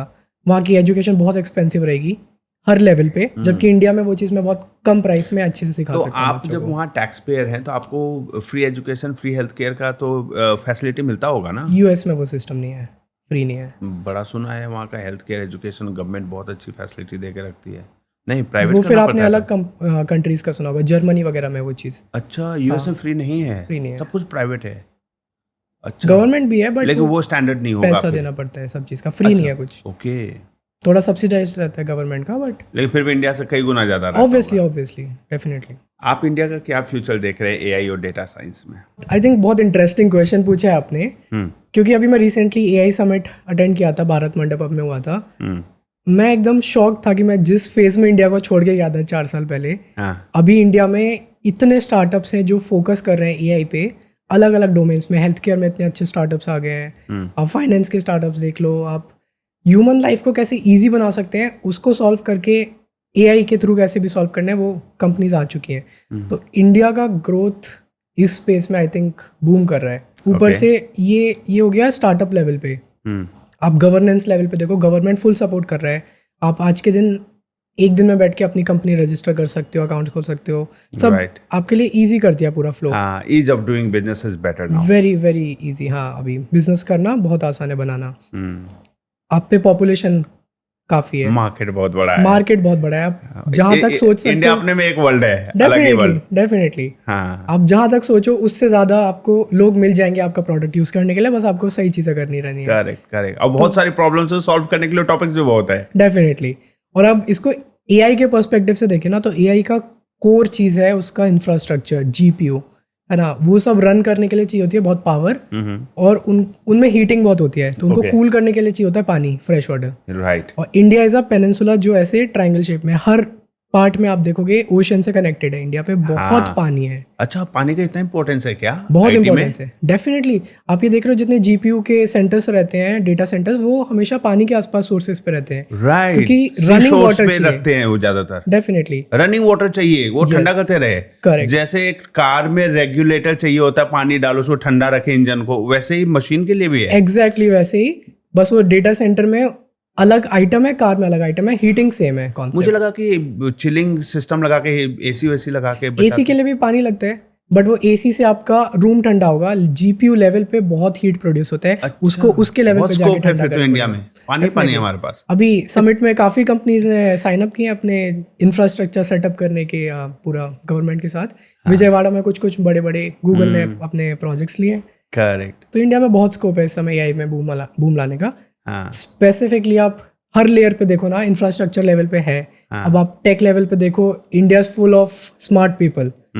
आप स्टार्टअप्स ही देख लो, कितना मेहनत कर रहे हैं, कितना अच्छा कर रहे हैं, and then they know what they are doing. तो एआई लेवल पे स्केल कर सकता है इंडिया, कंज्यूमर लेवल पे स्केल कर सकता है इंडिया, गवर्नमेंट लेवल पे स्केल कर ही रहा है। तो आई थिंक हर लेयर पे India is doing really well. अच्छा अच्छा, ब्लिंकिट जैसे स्टार्टअप्स की बात कर रहे थे कि ऐसे स्टार्टअप्स यूएस में क्यों नहीं है? तो ये ना बहुत बड़ा कॉन्सेप्ट है ह्यूमन लेबर लॉस के अराउंड। आई थिंक वो चीज़ वहाँ पे है कि आपके मिनिमम वेज रहता है, लोगों की ह्यूमन सैलरी बहुत ज़्यादा रहती है, तो आपको सेम जॉब जो इंडिया में आप सस्ते में करवा सकते हो चीप लेबर के थ्रू, वो आप वहाँ नहीं करवा सकते। आप डोरडैश वगैरह से फूड ऑर्डर करते हो, उसके लिए भी आप अगर टिप नहीं दोगे तो वो बंदे को लगेगा अरे क्या है, मैं 10 लोगों का ऑर्डर दे के फिर आऊंगा, तो एक एक 1.5 घंटे बाद आपके ऑर्डर ये वाले डोरबेल को अभी नहीं बजाना क्योंकि टिप नहीं देता। टिप पहले नहीं सबको देता। घुमाओ, सबको दो, तब लास्ट में डिलीवर करो यहाँ। डेफिनेटली ये चीज़ है। अच्छा, तो आपको टिपिंग कॉन्सेप्ट है आपका, उनके मिनिमम वेजेस बहुत हाई हैं। यहाँ पे आप 15 मिनट में क्यों करवा रहे हैं? क्योंकि उस बंदे को पैसा चाहिए, थोड़ा सा पैसे में वो खुश हो 20 जाएगा रुपए पर डिलीवरी पे काम करने को तैयार है इजीली। और वो काफ़ी अच्छी चीज़ नहीं है वैसे भी, बट करना पड़ता है उन लोगों को क्योंकि उनके लिए हाँ, जरूरी है वो यहाँ पे पैसा। सर्वाइवल के लिए मजबूरी है। वहाँ पे वो सर्वाइवल नहीं है। आप देखोगे मैं जब भी डोरडैश से फूड ऑर्डर करता हूँ, मैं यूजुअली बाहर से बहुत मंगाता हूँ, तो मैं जब देखता हूँ वो बड़ी बड़ी गाड़ियों में आ रहे हैं, कार में, क्योंकि बाइक चलती नहीं है, कार्स चलती हैं। और डिलीवरी अच्छी बॉय खासी कार में आ रहा है। गोल्ड की चेन पहनी हुई है, अंगूठियां पहनी हुई है, कार में आके देता है। अरे बाप, ओटीपी बताओ सर। आपको तो लगता होगा कि ऑनर ही डिलीवर करने आ गया है क्या? हाँ, अच्छा। मुझे लगता है मुझसे तो डिलीवरी नहीं लेने आ गया कहीं। बट अच्छा, बढ़िया वो income। पार्ट टाइम के लिए लोग करते time हैं, के लिए। पैशन के लिए करते हैं ऐसे। अच्छा। ऑफ टाइम पे आप देखोगे जैसे शाम को आप 4-5 बजे मंगा लो, रहते नहीं है ड्राइवर्स, क्योंकि उनका पता है उनको आफ्टरनून में, इवनिंग में डिलीवर करना है। बाकी टाइम अपनी और चीजें करते हैं। लोग जॉब कर रहे होते हैं, जॉब के अलावा पार्ट टाइम अपना ऊबर वगैरह कर लेते हैं जनरली सब। जैसे यहाँ पे है कि 500 रुपया का भी ग्रोसरी मंगा लिया है ना, वहाँ पे ये इजीली नहीं है, फिर आपको खुद ही जाना पड़ेगा। हाँ, क्योंकि ऐसा ऐप नहीं है क्योंकि खर्चे ज्यादा है वहाँ पे। क्योंकि जिस स्केल पे आप यहाँ मंगा रहे हो ना, जैसे 400-500 रुपये में, वो स्केल पे आप वहाँ नहीं मंगा सकते। वो मिनिमम उनको रखना है कि भाई $35 से कम में आपको, हमें ही कंपनी को ही नुकसान है क्योंकि हम उन लोगों को पैसा दे रहे हैं। आप तो जीरो डिलीवरी करके हमसे लोगे, क्योंकि हम अगर आपसे डिलीवरी के पैसे मांगेंगे आप नहीं यूज़ करोगे हमारा ऐप, तो जीरो डिलीवरी करना पड़ेगा। अब जीरो डिलीवरी कर रहे हैं तो मिनिमम इतना चीज़ खर्च हो गया तभी हमारा ब्रेक इवन होगा, वरना हम लोग कंपनी बैंकरप्ट हो जाएगी। तो वो सारा चीज़ें उनको स्ट्रक्चर तो करके मिनिमम इस मामले में इंडियंस काफी कंफर्टेबल लाइफ जी रहे हैं। काफ़ी ब्लिंकिट है, स्विगी है, जोमेटो है। करेक्ट। ये ह्यूमन साइड से हो गया, ह्यूमन लेबर लॉस के अराउंड। एक कॉन्सेप्ट ये भी है कि आप छोटे शहर में, यहाँ पे कुछ भी आपको कहीं भी मिल जाएगा। आपको अपने कपड़ों की टेलरिंग करवानी है, सब मिल जाएगा।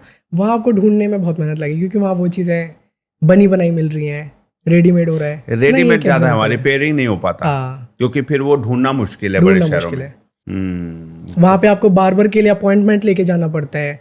यहाँ पे आप जब चले जाओ नाई की दुकान में, वहाँ बाल काट देगा आपके वहाँ। और वो भी वीकेंड्स पे वो बैठते नहीं है, वीकेंड्स पे बंद। वीकडेज पे ऑफिस आवर्स में आपको ऑफिस से छुट्टी लेके बाल कटवाने जाना पड़ेगा, उसके आपको पैसे अलग। ऑफिस से छुट्टी लेके जाना पड़ता है? छुट्टी लेके मतलब मैनेजर को बोल दो कि आएगा appointment। नाइट में, लेट नाइट तक खुलते नहीं है वो नहीं, barber shop? उनका टाइम रहता है।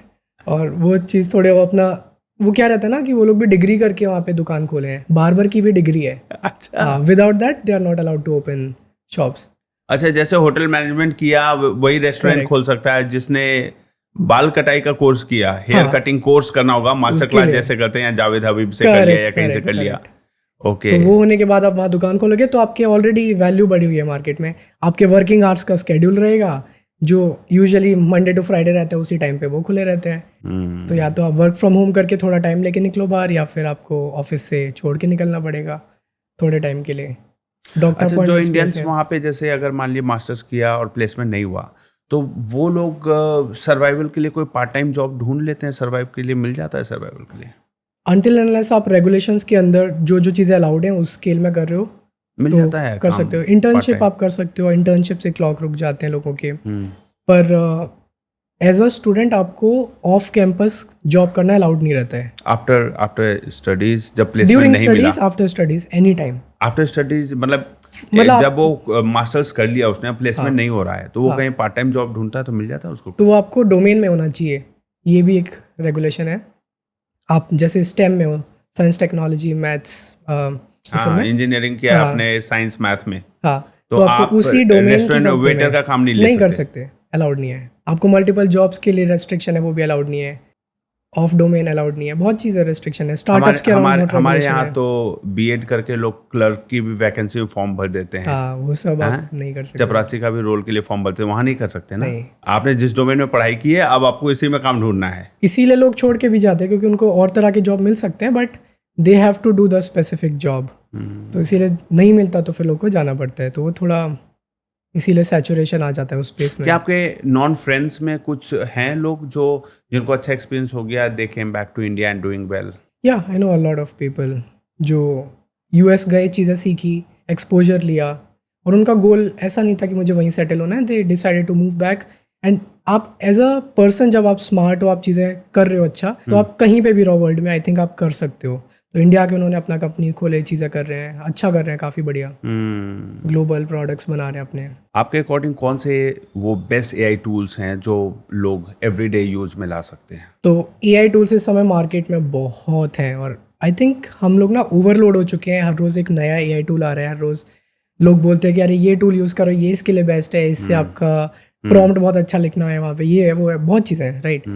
इस पॉइंट पे आप अगर देखो ना, उन सब का कोर फंडामेंटल जो मॉडल्स हैं वो इतने बेटर हो चुके हैं कि आप कोई एक टूल यूज़ कर लो। फॉर एग्जांपल चैटबॉट्स की बात करेंगे, 3 मॉडल हैं, ओपन एआई का, चैट जीपीटी, देन आपका क्लॉड एंथ्रोपिक से, और जेमिनाई गूगल से। ठीक है, इन 3 मॉडल्स को अगर हम कंपेयर करें तो कोई सा भी एक उठा के आप डेली एक्टिविटी, अपने डेली यूज़ में कुछ भी चीज़ें करनी है, आप बहुत अच्छे से कर सकते हो। बट अगर आप स्पेशलाइज्ड नॉलेज लेना चाहते हो, तो अगर आप चैट जीपीटी यूज़ करोगे ना, that is very obedient model. उसका काम है हर चीज़ आपको ओबीडियंटली आंसर करना। तो उसके चक्कर में कभी कभी वो हेलुसिनेट होने लगता है। हेलुसिनेशन क्या होता है?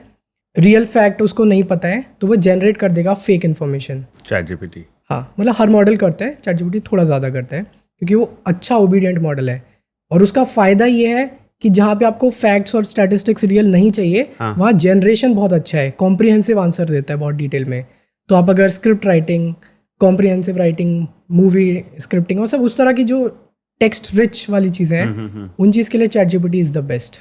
ठीक है, अगर आप देखो मल्टी मॉडल आप पे डेटा है, जैसे वीडियोस में डेटा है, फोटोज़ में डेटा है, पीडीएफ्स है, हर चीज़ का डेटा आप पे है जो प्रॉम्प्ट और टेक्स्ट के अलावा है। जेमिनाई बेस्ट है उसके लिए, क्योंकि जेमिनाई हर ऑब्जेक्ट को इजीली डिटेक्ट कर लेता है, पीडीएफ्स में से इन्फॉर्मेशन अच्छा एक्सट्रैक्ट करता है, वीडियोस में से नॉलेज ज़्यादा बेटर लेता है, और उसका कॉन्टेक्स्ट बनाता है कि भाई मॉडल को ये सारी नॉलेज देनी है प्रॉम्प्ट के साथ। प्रॉम्प्ट ऑब्वियसली इंपॉर्टेंट है, प्रॉम्प्ट इंजीनियरिंग ऑब्वियसली इंपॉर्टेंट है। और फिर अगर आप क्लॉड को देखो, मेरा पर्सनल फेवरेट है, फर्स्ट अटेम्प्ट में आपको परफेक्ट आंसर चाहिए। Okay, Claude, okay, single shot answer. मुझे अपनी इंस्टाग्राम पे रील्स के लिए स्क्रिप्टिंग चाहिए होता है, आई थिंक मैंने अब बाकी दोनों मॉडल्स यूज़ करने छोड़ दिए, मैं सिर्फ क्लॉड पे जाता हूँ, सीधे बोलता हूँ कि मुझे ये स्क्रिप्ट चाहिए। एक सिंगल अच्छा प्रॉम्प्ट लिख दोगे आप, फर्स्ट अटेम्प्ट में इतना अच्छा आंसर आ जाएगा कि आपको उसको ट्विक करने की भी ज़रूरत नहीं है। तो सिंगल शॉट आंसर चाहिए आपको। अच्छा, और वो स्क्रिप्ट का बोलने का जो लैंग्वेज है, वो टोन कितना मशीन टाइप रहता है या ह्यूमन टाइप रहता है?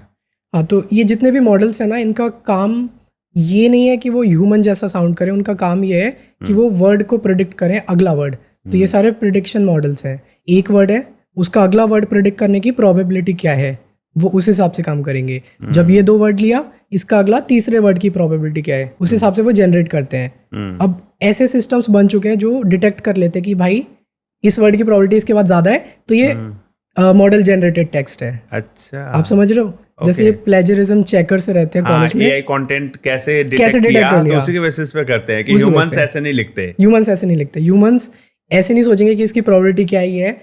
ह्यूमंस अपनी टोन अलग रहती है, एक अलग तरीका रहता है, राइट? उस हिसाब से लिखेंगे, तो वो प्रोबेबिलिटी मैच वहाँ नहीं होगा।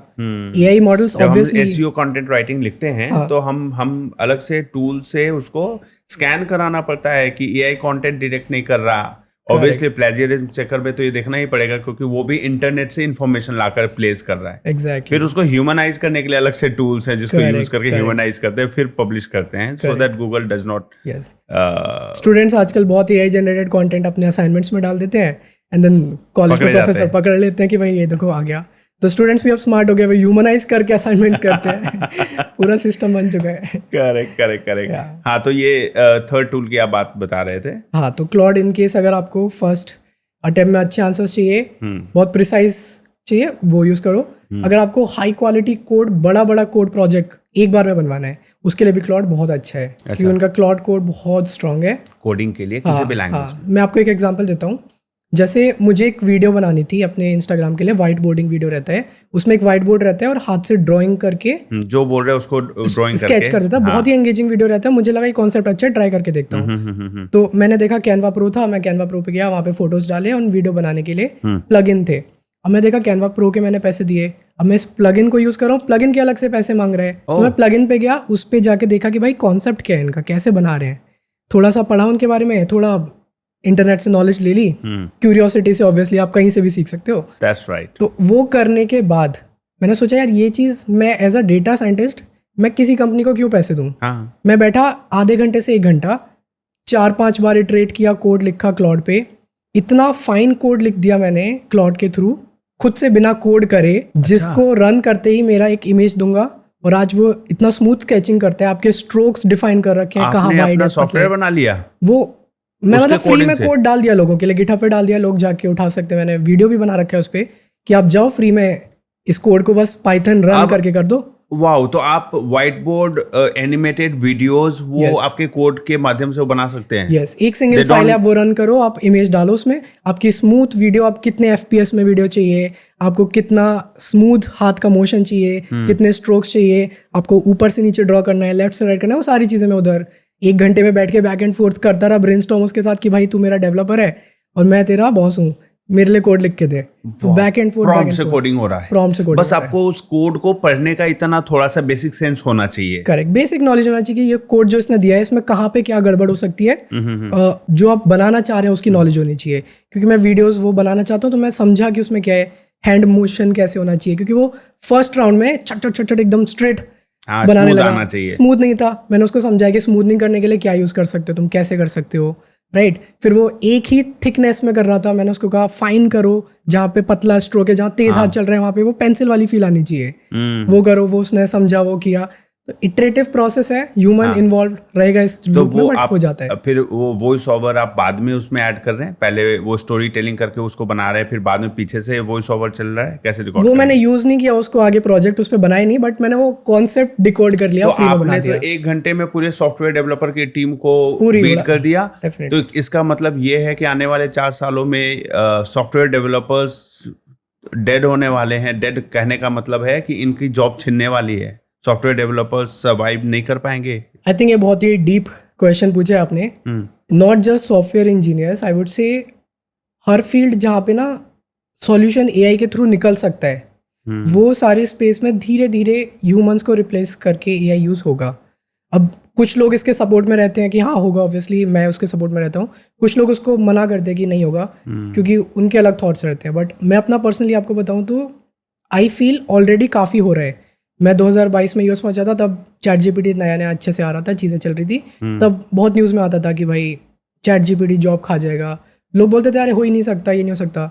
अब देखो 2022-23 से लेके 2026 में एआई में इतना ग्रोथ हुआ है ना कि आज के टाइम पे वो हो चुका है।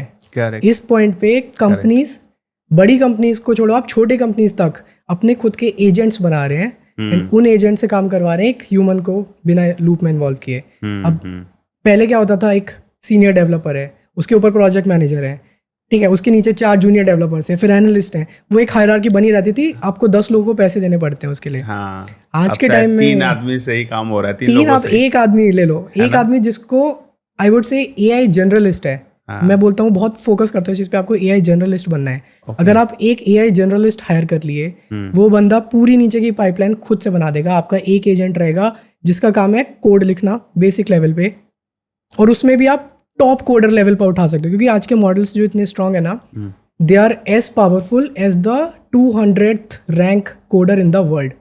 तो अब आपको 200वीं रैंक वाला कोडर कहाँ से ढूंढोगे? आपको नॉर्मल कॉलेज के स्टूडेंट लोगे, आप वो लेवल का बंदा की लेवल की कोडिंग उठा सकते हो। मल्टीपल ऐसे हायर कर सकते हो एजेंट्स, सब एक सिस्टम में रन होंगे। कितना आई वुड से अब डेवलपर को दोगे 1 करोड़ 2 करोड़, क्योंकि ऑब्वियसली अच्छा बंदा है।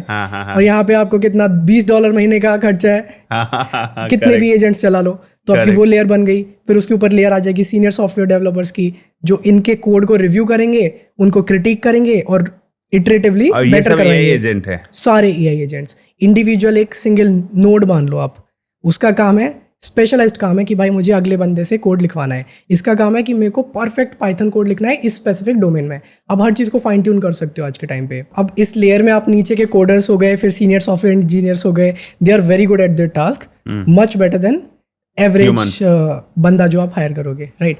अब इसके ऊपर आपको एक बंदा बिठाना है जो रियल ह्यूमन है, क्योंकि इस पॉइंट पे हम उस फेज में लाइफ में कि ह्यूमन रिक्वायर्ड है, राइट। ह्यूमन के बिना आप टोटल ऑटोनोमस सिस्टम नहीं बना सकते, क्योंकि वो अगर एक गलत डिसीजन लिया वो उस लूप में गलत देते जाएंगे, गलत ही देता जाएगा। तो आपको वो बंदा चाहिए। अब वो बंदा कौन होना चाहिए? अब अगर आप स्टूडेंट हो, अगर मैं स्टूडेंट से बात कर रहा हूँ, तो आप उस चीज़ पे फोकस करो। You have to become a AI generalist.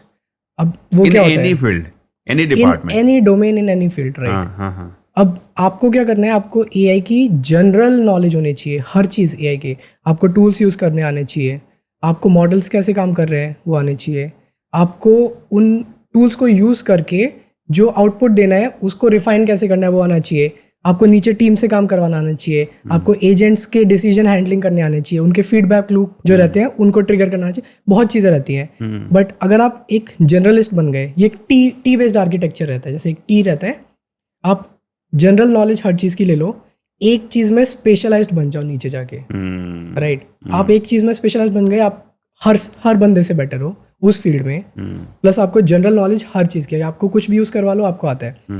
तो आई थिंक उस टाइप के लोग ज़्यादा सर्वाइव करेंगे इंडस्ट्री में। स्टूडेंट हो तो आपको डरने की ज़रूरत नहीं है वो चीज़ को लेके कि जॉब चली जाएगी और सीखो ना, नया टेक्नोलॉजी आया, ये आपको स्केल अप करने में हेल्प कर रहा है। एग्जैक्टली, आपको स्केल अप करने में हेल्प कर रहा है। आप वो चीज़ें सीखो, आप अडेप्ट करो, आप ग्रो करोगे, ऑब्वियसली ग्रो करोगे। तो आई थिंक दिस इज शुरुआत में प्राचीन जमाने में इंक में डुबा के और मोर के पंख से लिखा जाता था, फिर लकड़ी आई, उसको डुबा के इंक का जब इन्वेंशन हुआ, पेन आ गया, तो वो तो लाइफ को बेटर ही किया ना। आप फास्ट लिख सकते हो, अनलिमिटेड लिख सकते हो। तो वैसे ही अगर नई टेक्नोलॉजी आ रही है, अगर उसका उपयोग आपके लाइफ को बेटर कर सकता है और आपको दिख रहा है कि हमारी प्रोडक्टिविटी बढ़ रही है, 1 महीने का काम हम 2-3 दिन में निपटा के डन कर रहे हैं, तो एआई के साथ अगर आप, मतलब जैसे एक ब्रह्मास्त्र होता था महाभारत में, वैसे ही कहिए तो आज के डेट में एआई इज ब्रह्मास्त्र। वो अगर आपके वो बाण वाले तीर धनुष के साथ लश्कर में पड़ा हुआ है, तो आपके लिए जॉब में जब जाते हैं तो वो इंटरव्यूअर भी बहुत खुश होगा कि अच्छा, इस काम में एआई का यूज करके मुझे कैसे बेटर प्रोडक्टिविटी दे सकता है। करेक्ट। मैं जब भी स्टूडेंट से बात करता हूँ, मैं ये बोलता हूँ कि एआई को अपना कंपटीशन मत समझो कभी भी। Correct. वो तुम्हारी जगह लेने के लिए नहीं है, आपकी हेल्प करने के लिए, तो उसे अपना असिस्टेंट समझो। Very nice. जब ये माइंडसेट शिफ्ट करोगे ना आप अपने आप सीखने पे फोकस करोगे, अपने को ग्रो करने पे फोकस करोगे, रादर देन कि भाई अब एआई आ गया, अब क्या ही करूँ, कुछ और करता हूँ, छोड़ के चले जाओगे, वो चीज़। अगर सॉफ्टवेयर इंजीनियर्स की बात करें, जहाँ पे हम बात कर रहे थे कि इनकी जॉब खा रहा है एआई ऑलरेडी, तो जो सॉफ्टवेयर इंजीनियर्स हैं या टेक्निकल फील्ड से हैं या किसी भी डिपार्टमेंट हैं, तो स्पेशली कोडर्स, तो क्या उनको एआई टूल यूज करने के अलावा उनके एपीआई इस्तेमाल करके उससे रिस्पॉन्स निकालने में भी सीखना चाहिए, एपीआई इंटीग्रेशन भी? So I would say AI generalist में ये सारी चीज़ें आ जाती हैं। आपको बेसिकली फॉर एग्जांपल आप एक सॉफ्टवेयर इंजीनियर हो, तो आपका काम अभी तक क्या होता था, बैठ के कोड लिखना है, कोड को Manually. डिप्लॉय करना है, और बाकी कोई और टीम है जो उसको डिप्लॉय करेगी। आपको बस कोड लिखना है, क्वालिटी कोड, और वो चलना आना चाहिए लोकल पे। आपके डिप्लॉयमेंट की अलग टीम है, उसको मेंटेन करने की अलग टीम है, आर्किटेक्ट उसको डिजाइन करने की अलग टीम है, सब अलग अलग थे। अगर आप एक बंदे होके ये सारी चीज़ें सीख लिए, एंड टू एंड सिस्टम बनाना आपको आ गया कि भाई पहले रिसर्च किया, फिर उस पर डेटा निकाला, डेटा को एनालाइज किया, कोड लिखा, अब उस कोड को हमें इतना इंटरप्रेटेबल बना दिया कि भाई कोड कोई भी समझ सकता है। फिर डिप्लॉय करा, डिप्लॉय में मेंटेनेबिलिटी बहुत आ जाती है कि आपने डिप्लॉय तो कर दिया, अब उसको उसकी परफॉर्मेंस कौन देखेगा, वो आ गया। कोड को डॉकर वगैरह में पैक करना आना चाहिए, सारी ओवरऑल चीज़ें आपको आ गई सरफेस लेवल पे टी का। तो आई थिंक आप बेसिक नॉलेज के साथ कोड करवा सकते हो एजेंट से, जो खुद स्पेशलाइज्ड रहेंगे हर चीज़ में। ये तो बात हुई जॉब की। हाँ। अब मैं एक बड़ा अलग सा सवाल आपसे पूछने वाला हूँ, वो है मिलिट्री पावर में। आज मैं इंस्टाग्राम पे रील्स देखता हूँ where Chinese robots are performing kung fu. तो क्या कभी आपके माइंड में एक ख्याल आया है कि अगले आने वाले 10 सालों में क्या अलग अलग बॉर्डर्स पे रियल ह्यूमन आर्मी की जगह रोबोट्स उसकी जगह लेने वाले हैं, पूरा मशीन गन पकड़ के? आई थिंक रोबोटिक साइड में ना काफ़ी ज़्यादा हार्डवेयर इन्वॉल्व रहता है, तो वो उतना एक्सपोनेंशियल सॉफ्टवेयर लेवल पे ग्रो नहीं करेगा जिस लेवल पे सॉफ्टवेयर में बूम आया है। क्योंकि एक बार मॉडल बन गया, then the application is huge, आपको कुछ अलग से नहीं चाहिए। हार्डवेयर साइड में आपको पूरे सिस्टम्स बनाने पड़ेंगे, रोबोटिक्स ट्रेनिंग करनी पड़ेगी, उनको डिप्लॉय करना पड़ेगा, big pipeline, big headache, big investment, right. However इस टाइम पे काफ़ी कंपनीज हैं जो अडेप्ट करना स्टार्ट कर दिए हैं। मेजर बड़े बड़े कंपनीज रोबोटिक आर्म्स के बेस पे सारी अपनी मैन्युफैक्चरिंग प्रोसेस ऑटोमेट कर रखे हैं। Then there are robo dogs, आपने एआई समिट में सुने होंगे, उस पर काफ़ी कंट्रोवर्सी हुई थी। वो dogs they are very well trained for ऐसी टेरेन पे जाने के लिए जहाँ पे ह्यूमंस के लिए सेफ नहीं है जाना। मिलिट्री की आपने बात की, मिलिट्री में यूज़ करते हैं, उनको सियाचिन में भी घुसने में उनको कोई टेंशन नहीं रहेगा कि -50 डिग्री टेम्परेचर है या क्या है। टेम्परेचर उनके लिए is not a big problem. उनके लिए जितना कम temperature it's good for them, क्योंकि अंदर के प्रोसेसिंग को ठंडक मिलेगी। Then I think they will help assist अपनी मिलिट्री, अपनी एरोस्पेस प्रोग्राम्स, सो मेनी चीज। इवन रात भर बैठ के स्कैन करके और चेक करके बताना कि कोई ऑब्जेक्ट आ रहा है कि नहीं आ रहा, उसके लिए फिर शायद आर्मी को जगना ना पड़े रात में। करेक्ट। आप पहले जैसे वॉर में सुनते थे कि मिसाइल यूज हो रहे हैं, अब आप सुनते हो ड्रोन्स यूज हो रहे हैं। ड्रोन्स यूज हो रहे हैं, तो वो भी तो रोबोटिक ही है। आपके लैटिट्यूड लॉन्गिट्यूड को, जीपीएस लोकेशन को ट्रैक करके वहां पे आप अटैक कर रहे हैं। करेक्ट। अभी जो ऑपरेशन सिंदूर हुआ था, उस दौरान जब पाकिस्तानी आर्मी ने ड्रोन्स भेजे थे, उनका काम क्या था, वो दिन में ड्रोन्स भेजते थे, वहां पे वो जीपीएस लोकेशन लेके कैमरा लगा होता था, ऑपरेटर बैठा हुआ है, और वो बस वो उसको लॉक करके वो पॉइंटर भेजता था लोकेशन कि भाई रात में अंधेरे में भी घुसा के उस पॉइंटर पे गिरा देना है। कहाँ पे घर है, कहाँ पे ज्यादा, मतलब ग्राउंड पे, अब फील्ड में तो नहीं गिराएगा ना, तो जहां ज्यादा नुकसान कर सके। तो इस तरीके से तो मैं क्या विजुअलाइज कर रहा था कि अगर ऐसा हो जैसे कारगिल वॉर हुआ, तो बहुत पीक पे आर्मी को चढ़ना पड़ा, बहुत मुश्किल था। आने वाले समय में शायद ऐसा हो कि जैसे आर्मी को आप भेजते हैं तो एक तो रहना आसान है, -30, 40, 50 डिग्री के टेम्परेचर में, फूड बड़ा मुश्किल है। आप सियाचिन में वीडियो देखते होंगे कि वो अंडा फोड़ रहे हैं, उछल रहा है, फूट नहीं रहा है, हथौड़ी से भी मार रहे हैं तो नहीं फूट रहा है, जम चुका है। Correct. तो ऐसी लाइफ है, ह्यूमंस के लिए बहुत मुश्किल है। तो गवर्नमेंट को सिर्फ बिजली की वायर भेजनी है वहां तक चार्जिंग के लिए, और अगर उसने 10 रोबोट प्लांट कर दिए, अब पैसे की तो प्रॉब्लम है ही नहीं गवर्नमेंट्स के पास, जहां पे आप बड़े बड़े राफेल विमान 150-200 का ऑर्डर कर सकते हो, हजारों करोड़ का, तो वहां पे आप रोबोट्स अगर आप इंस्टॉल करते हो, वहां पे रोबोट्स बिठाते हो, और उसका काम ही है कि किस डायरेक्शन से घुसपैठिए आते हैं, उनको पता है। तो अब रोबोट को प्रोग्राम अगर देते हैं तो वो खुद से क्या कर सकता है कि चार्ज करने के लिए भी ह्यूमन की जरूरत नहीं, खुद से ही बोलेगा भाई 30% जैसे पहुंचता अपने आप को प्लग यहाँ लगा लो, या आजकल देखते हैं ना कि जस्ट प्लेस किया और चार्ज होने लगता है, तो उस एनवायरनमेंट में ऑटोमेटिकली भी चार्जिंग हो सकता है।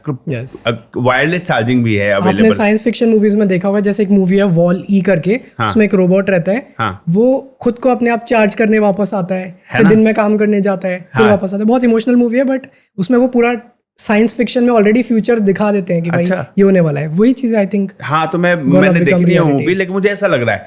तो ये चार्जिंग का भी काम हो गया, अब वो एक्शन लेगा, वो उसके पास सारे एम्यूनिशन है, वो हैंडल कर सकता है सिचुएशन Definitely. को। तो अगर मैं सोच पा रहा हूँ तो उधर भी कोई सोच रहा होगा। आई थिंक ये बहुत पहले से सोच रहे हैं, और वो साइड में एआई आई थिंक जो हम ह्यूमंस जितना यूज़ कर रहे हैं ऑन अ पब्लिक स्केल, उससे ज़्यादा specialised AI models already government level पे यूज़ होते हैं, so they already have everything they want. तो 10 सालों के बाद हो सकता है कि एआई रोबोटिक वॉर्स भी हम उम्मीद कर सकते हैं। Could be a possibility, but surveillance side में already I think they are doing really great. Surveillance में हर जगह पोजीशन ट्रैकिंग, जैसे आपने बोला ड्रोन भेज के पिन पॉइंट जीपीएस लगा दिया, I think that has been happening really well everywhere, और बहुत प्रिसाइज। अब आपको अगर पता हो, ये जीपीएस जो था ना वो एक्चुअली मिलिट्री साइड से बना था, and then they used it for public use. Military का इतना प्रिसाइज है कि आपका ये पिस्ता का पॉइंट और ये यहाँ पे कितना डिफरेंस, मतलब कितने डिस्टेंस पे है वो भी बता सकते हैं, इतना पिन प्रिसाइज होता है। अच्छा। एंड देन पब्लिक के लिए जब उन्होंने ओपन किया तो दे डिड नॉट वांट कि इतना प्रिसीजन से कोई बता सके कहाँ है, क्योंकि घर में कहाँ है, कोई इंसान किधर है, सब आ जाएगा। पब्लिक सेफ्टी के हिसाब से they launched it on a wider scale, ताकि गूगल मैप्स मीटर्स के लेवल पे दे आर प्रिसाइज। अगर 10 मीटर्स करेक्ट, तो आप ये स्केल अगर समझ रहे हो, तो ये उस साइड पे मिलिट्री और गवर्नमेंट साइड पे they already have very advance systems compare to जो पब्लिक के लिए ओपन रहता है। एआई जनरेटेड वीडियोस बहुत ज़्यादा कंफ्यूजन क्रिएट कर रहे हैं, भ्रम पैदा कर रहे हैं। अभी गवर्नमेंट की गाइडलाइन भी आई है कि जितने एआई वीडियोस है उस पर आप लिखो कि दिस इज एआई जनरेटेड, ताकि लोग मिसगाइड ना हो। सोचिए कि अगर किसी पॉलिटिशियन से कंट्रोवर्शियल स्टेटमेंट बुलवा दिया, वॉइस क्लोनिंग ईजी है, यूट्यूब से वीडियो उठाया, वहाँ से वॉइस क्लोनिंग करके उसका फेस बनाया, मॉडल बनाया, उसको बुलवा दिया, तो बहुत बड़ा ये इशू क्रिएट कर सकता है। तो रियल लाइफ में किस प्रकार से लोग फेक वीडियोस को पहचाने कि ये एआई जनरेटेड है? तो आई थिंक इसको मल्टीपल लेंस से हम देख सकते हैं। पहला चीज़ है, वीडियो जनरेशन आज के टाइम पे इतना इजी हो चुका है। आप अभी एक सब्सक्रिप्शन लेके, इवन फ्री मॉडल से अभी बैठ के आप चालू करो, अपने फोटोज़ दो तीन, आप with in like 30 minutes high quality videos indistinguishable level पे बना सकते हो। आपकी वॉइस क्लोनिंग हो जाती है, आपकी फेस क्लोनिंग हो जाएगी, एआई टोन बन जाते हैं, आपके जैसा hand gestures, body motions, expressions, हर चीज़ आज के टाइम पे डुप्लीकेट हो सकती है विद एआई। इसमें बहुत सारे रेगुलेशंस आ जाते हैं फिर कि भाई आप किसी और की फोटोज यूज करके भी तो कुछ कर सकते हो। करेक्ट। तो फिर वो डार्क साइड हो जाता है, डीप फेक की साइड आ जाते हैं। Correct, right. तो वो डीप फेक में क्या रहता है, आप किसी और की चीज़ें मॉर्फ करते हैं, वो गलत चीज़ें कर रहे होते हैं लोग, उस पर रेगुलेशंस रहते हैं गवर्नमेंट की साइड से। गवर्नमेंट ने बहुत चीज़ें बैन कर रखी हैं। एप्लीकेशन प्रोडक्ट लेवल पे भी है, जैसे आप ये टूल्स यूज़ कर रहे हो, जब आप साइन अप करते हो वो आपसे पूछते हैं कि आप सिर्फ अपना फोटो दे सकते हो, बिना कंसेंट के किसी और के फोटो से कुछ नहीं कर सकते। वो आ जाता है। कंज्यूमर लेवल पे आपकी खुद की रेस्पॉन्सिबिलिटी है। तो आई थिंक 3 लेवल पे अलग अलग रेस्पॉन्सिबिलिटीज़ हैं। गवर्नमेंट की है, प्रोडक्ट बनाने वाले स्टार्टअप्स की है, और आपकी खुद की है कि आप ये चीज़ें ना करो, लेकिन फिर भी जिनको करना होता है वो करते हैं। राइट। तो आज के टाइम पे इतने हाई क्वालिटी वीडियोस आप जनरेट कर सकते हो। अब अगर मैं थोड़ा टेक्निकली ये चीज़ समझाऊँ तो इसमें डिफ्यूजन मॉडल्स यूज़ होते हैं। गैन और डिफ्यूजन 2 टाइप के मॉडल्स होते हैं। ये सब मैं आपको जो एआई का बड़ा सर्कल बताया था, उसके अंदर मशीन लर्निंग, फिर डीप लर्निंग, उसके अंदर एक छोटा सा स्पेस आता है जेनरेटिव एआई का। तो ये जेनरेटिव मॉडल्स जो होते हैं वो क्या करते हैं, इमेजेस बनाते हैं। आप उसको एक नॉइजी इमेज दे दो, वो इटरेटिवली उसको क्लीन करता जाएगा और फाइनल जो आपने प्रॉम्प्ट दिया है उसके अकॉर्डिंग एक फाइनल इमेज बना देगा। तो रिवर्स डिफ्यूजन और जनरेटिव एडवर्सरियल नेटवर्क्स, ये कॉन्सेप्ट्स होते हैं, इनको यूज़ करके लोग बनाते हैं। अभी तक क्या हो रहा था 2023 में आप देखो, और 2025 से कंपेयर कर लो, लास्ट दिसंबर 25 तक, इन वीडियो जनरेशन मॉडल्स की परफॉर्मेंस इंसेनली ऑसम हो चुकी है। विल स्मिथ का एक वीडियो बहुत वायरल हो रहा था 2023 में, वो नूडल्स खाते हुए, इतना खराब था, लोग उसको इतना क्रिटिसाइज कर रहे थे कि ये क्या एआई है, इसको तो हम ऐसे ही पकड़ लेते हैं, एआई कंटेंट कभी नहीं चलेगा। 2-3 साल देखा आपने, किसी ने एक्सपेक्ट नहीं किया था इतना जल्दी आएगा। आज के टाइम में विल स्मिथ ने सेम वीडियो बनाया है मैगी खाते हुए, लोग बता नहीं सकते कि वो एक्चुअल वो है या फिर एआई है। और आई थिंक काफ़ी क्रिएटर्स साइड में ना लोग इस चीज़ को यूटिलाइज कर रहे हैं। फॉर एग्जाम्पल वरुण माया और ये लोग हैं ना, they have automated their entire system, पूरा प्रोसेस। अब वो बंदा खुद बैठ के कुछ रिकॉर्ड नहीं करता, उसमें अपना वो वॉइस क्लोनिंग कर रखा है। हाँ। घंटों बैठ के एक बार मेहनत करके वॉइस क्लोन कर लिया। अब हर प्रकार का वो एक्सेंट में बात कर चुका है, जो कर चुका पॉसिबल है। था उसके लिए। करेक्ट। अब वो अलग अलग इमोशंस के लैंग्वेजेस हाँ, बात कर चुका है। हाँ, वो कर लिया। उसके बाद आपने अपना वीडियो मॉडल ट्रेन कर दिया, इतने इमेजेस, इतने रेफरेंस वीडियोस दे दिए, हर तरह के एक्सप्रेशन से ट्रेन कर दिया, हर आपने लाइटिंग सिचुएशन में अपने फोटोज दे दिए, वीडियोस दे दिए कि अब मॉडल को आप पता है कि आप कैसे दिखते हो, आपका एक रियल अवतार ट्विन बन के रेडी है। क्या बात है। इन दोनों को कनेक्ट करके आप पूरा अब स्क्रिप्टिंग करके टीम को दे दिया, आप रोज एक वीडियो प्रोड्यूस करते रहो, चाहे मैं आऊँ ऑफिस स्टूडियो आऊँ या ना आऊँ। यस। अच्छा। अब अगर नोटिस आपने ना किया हो, मैंने अपने पेज पे रिसेंटली फुल ऑटोमेटेड वीडियोस डालने स्टार्ट कर दिए हैं। इस पॉइंट पे मेरा फुल अवतार मेरे पेज पे रन कर रहे हैं। मैं उसमें कुछ नहीं करता, सिर्फ स्क्रिप्ट वेरीफाई करता हूँ और स्क्रिप्ट दे देता हूँ अपने मॉडल को। पूरी पाइपलाइन बना पड़ा है, वॉइस ट्रेन हो चुका है मेरा, उससे वो स्क्रिप्ट बना के लेगा। क्या बात है। उस स्क्रिप्ट को यूज करके लिपसिंग करके वीडियोस बना देगा। तो पता ही नहीं चल पा रहा है कि रियल कौन है और एआई जनरेटेड वीडियो में कहाँ पे आप दिख रहे हैं। अगर आप इस चीज़ में बहुत टाइम से काम कर रहे हो तो आप थोड़ी चीज़ें डिकोड कर सकते हो कि हाँ ये एआई जनरेटेड है। क्योंकि जब मैंने अपना फर्स्ट पायलट रन किया कि चलो डाल के देखते हैं इतनी ऑडियंस के सामने एआई बेस्ड मेरा अवतार कैसा लगता है, क्या वो पहचान पाते हैं कि कुछ अलग है। तो कुछ हजार लोगों ने अच्छे से इंटरेक्ट किया, 2-4 लोगों के मैसेज आए एआई, अरे भाई फुल एआई सिस्टम। तो उन लोगों को पता चल रहा है यहाँ एआई है। अच्छा। राइट। पर आप अगर इस ट्रेजेक्ट्री को देखो, जिस लेवल से हम बढ़ रहे हैं, 1-8 साल की बात है, आप इतने फाइन एक्सप्रेशंस निकाल लोगे, इतने फाइन बॉडी जेस्चर्स निकालोगे कि फिर डिस्टिंग्विश नहीं हो पाएगा ह्यूमन से। अभी कई फिल्में आ गई हैं fully AI generated. Yes. Movies, production cost कितना कम हो गया, मतलब अब फिल्में स्टूडियो के अंदर ही बनेंगी। डेफिनेटली। कहीं बाहर कोई आउटडोर शूट नहीं होगा, इंडोर शूट नहीं होगा, कोई कैमरामैन नहीं, कोई एक्टर एक्ट्रेसेस नहीं, कोई डबिंग आर्टिस्ट तक नहीं, कुछ भी नहीं। बेयर मिनिमम शूट करना है आपको, फोटो शूट हो जाएगा, थोड़ा बहुत वीडियो शूट हो जाएगा एक्सप्रेशंस नॉलेज के लिए। हाँ। मिनिमम डेटा जो चाहिए ना आपको मॉडल को ट्रेन करने के लिए, उतना शूट, उसके ऊपर कुछ रिक्वायर्ड नहीं है। एटलीस्ट कार्टून नेटवर्क के शोज तो अब नहीं बनाने की जरूरत है नहीं, ना। वो बिल्कुल तो नहीं। जो कार्टून ड्रॉ करके जो मेहनत होती थी पहले। बिल्कुल नहीं, आप 3D रेंडर करके उनको बना सकते हो इजीली और फिर ट्रेन कर सकते हो मॉडल्स को। तो एआई के आने के बाद यूथ को आप कंटेंट क्रिएशन जब इतना इजी हो गया है फिर भी वो स्टार्ट नहीं कर रहे, उनको आप क्या बोलना चाहेंगे। आई थिंक मैंने अपना कंटेंट क्रिएशन जर्नी बहुत रिसेंटली स्टार्ट किया है, बट फिर भी आप मुझसे पूछो ना तो मैं लोगों को बोलूँगा कि भाई जितना जल्दी हो सकता है स्टार्ट कर लो। अगर तुम पे कुछ क्रिएटिव चीज़ है, कुछ नॉलेज है, कुछ एंटरटेनमेंट कर रहे हो, कुछ भी कर रहे हो और तुम्हें लगता है कि किसी के काम कुछ आ सकता है, तो जितना तुम्हें लगता है उससे ज़्यादा लोगों के काम वो आएगा डेफिनेटली। क्योंकि हम हमेशा अपने को अंडर एस्टिमेट करते हैं। हाँ। और एआई को यूज़ करके तुम्हारी जॉब बहुत ईजी हो जाने वाली है। हाँ। तो जितना जल्दी एंटर कर सकते हो कर लो। अच्छा, कंटेंट क्रिएटर आपकी journey as a content creator जब आपने शुरू किया तो आपने अपने पर्सनालिटी में, अपने कॉन्फिडेंस में कितना बदलाव देखा। सर जैसे बोलते हैं ना, it's like a tip of an iceberg. तो लोग बोलते हैं इंस्टाग्राम पे मैंने स्टार्ट करते ही 3 महीने में मेरे 100 के हो गए, it's like very quick growth. वो it's like a tip of an iceberg. उससे पहले बैक एंड में बहुत चीज़ें चल रही थी मेरी जो लोगों ने नहीं देखी है। आई थिंक मैंने 75 हार्ड चैलेंज लिया था ओके अगस्त के टाइम पे। इस टॉपिक पे? हाँ, डेटा साइंस के नहीं 75 hard is like a fitness challenge के लिए। हाँ, ओके। उसमें आप 75 डेज तक बिना कमिटमेंट तोड़े दिन में 5 चीजें डेली करोगे। हाँ हाँ, कई लोगों को देखा है हाँ, मैंने करते अपने हुए। अंकित बहुत पॉपुलर हुए, मोदी जी तक मिलने चले गए उनसे। करेक्ट जी हाँ। हाँ। तो अब वो देखेंगे वो लोगों ने बहुत इस टाइम पे पॉपुलर हो गया, बट वो कॉन्सेप्ट एवरीवेयर लाइक फिटनेस में है। It's actually very hard to continue for 75 days. It's very hard.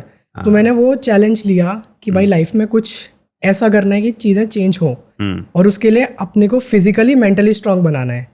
तो 75 हार्ड चैलेंज का मेन रीजन मेरा था कि भाई मेंटली स्ट्रेंथ चाहिए, क्योंकि कुछ भी बड़ा स्टार्ट करने आप जाओगे आगे जी, आपको अप्स एंड डाउन्स आएंगे। करेक्ट। उसके लिए आपको मेंटली स्टेबल रहना पड़ेगा। फिजिकल ऑब्वियसली, क्योंकि फिजिकल आप हो तो मेंटल हैप्पी रहोगे, ग्रोथ अच्छा रहेगा, वो सब है। तो मेरा मेन कॉन्सेप्ट था मेंटल ग्रोथ के लिए 75 हार्ड स्टार्ट किया। अगस्त के टाइम पे स्टार्ट किया था।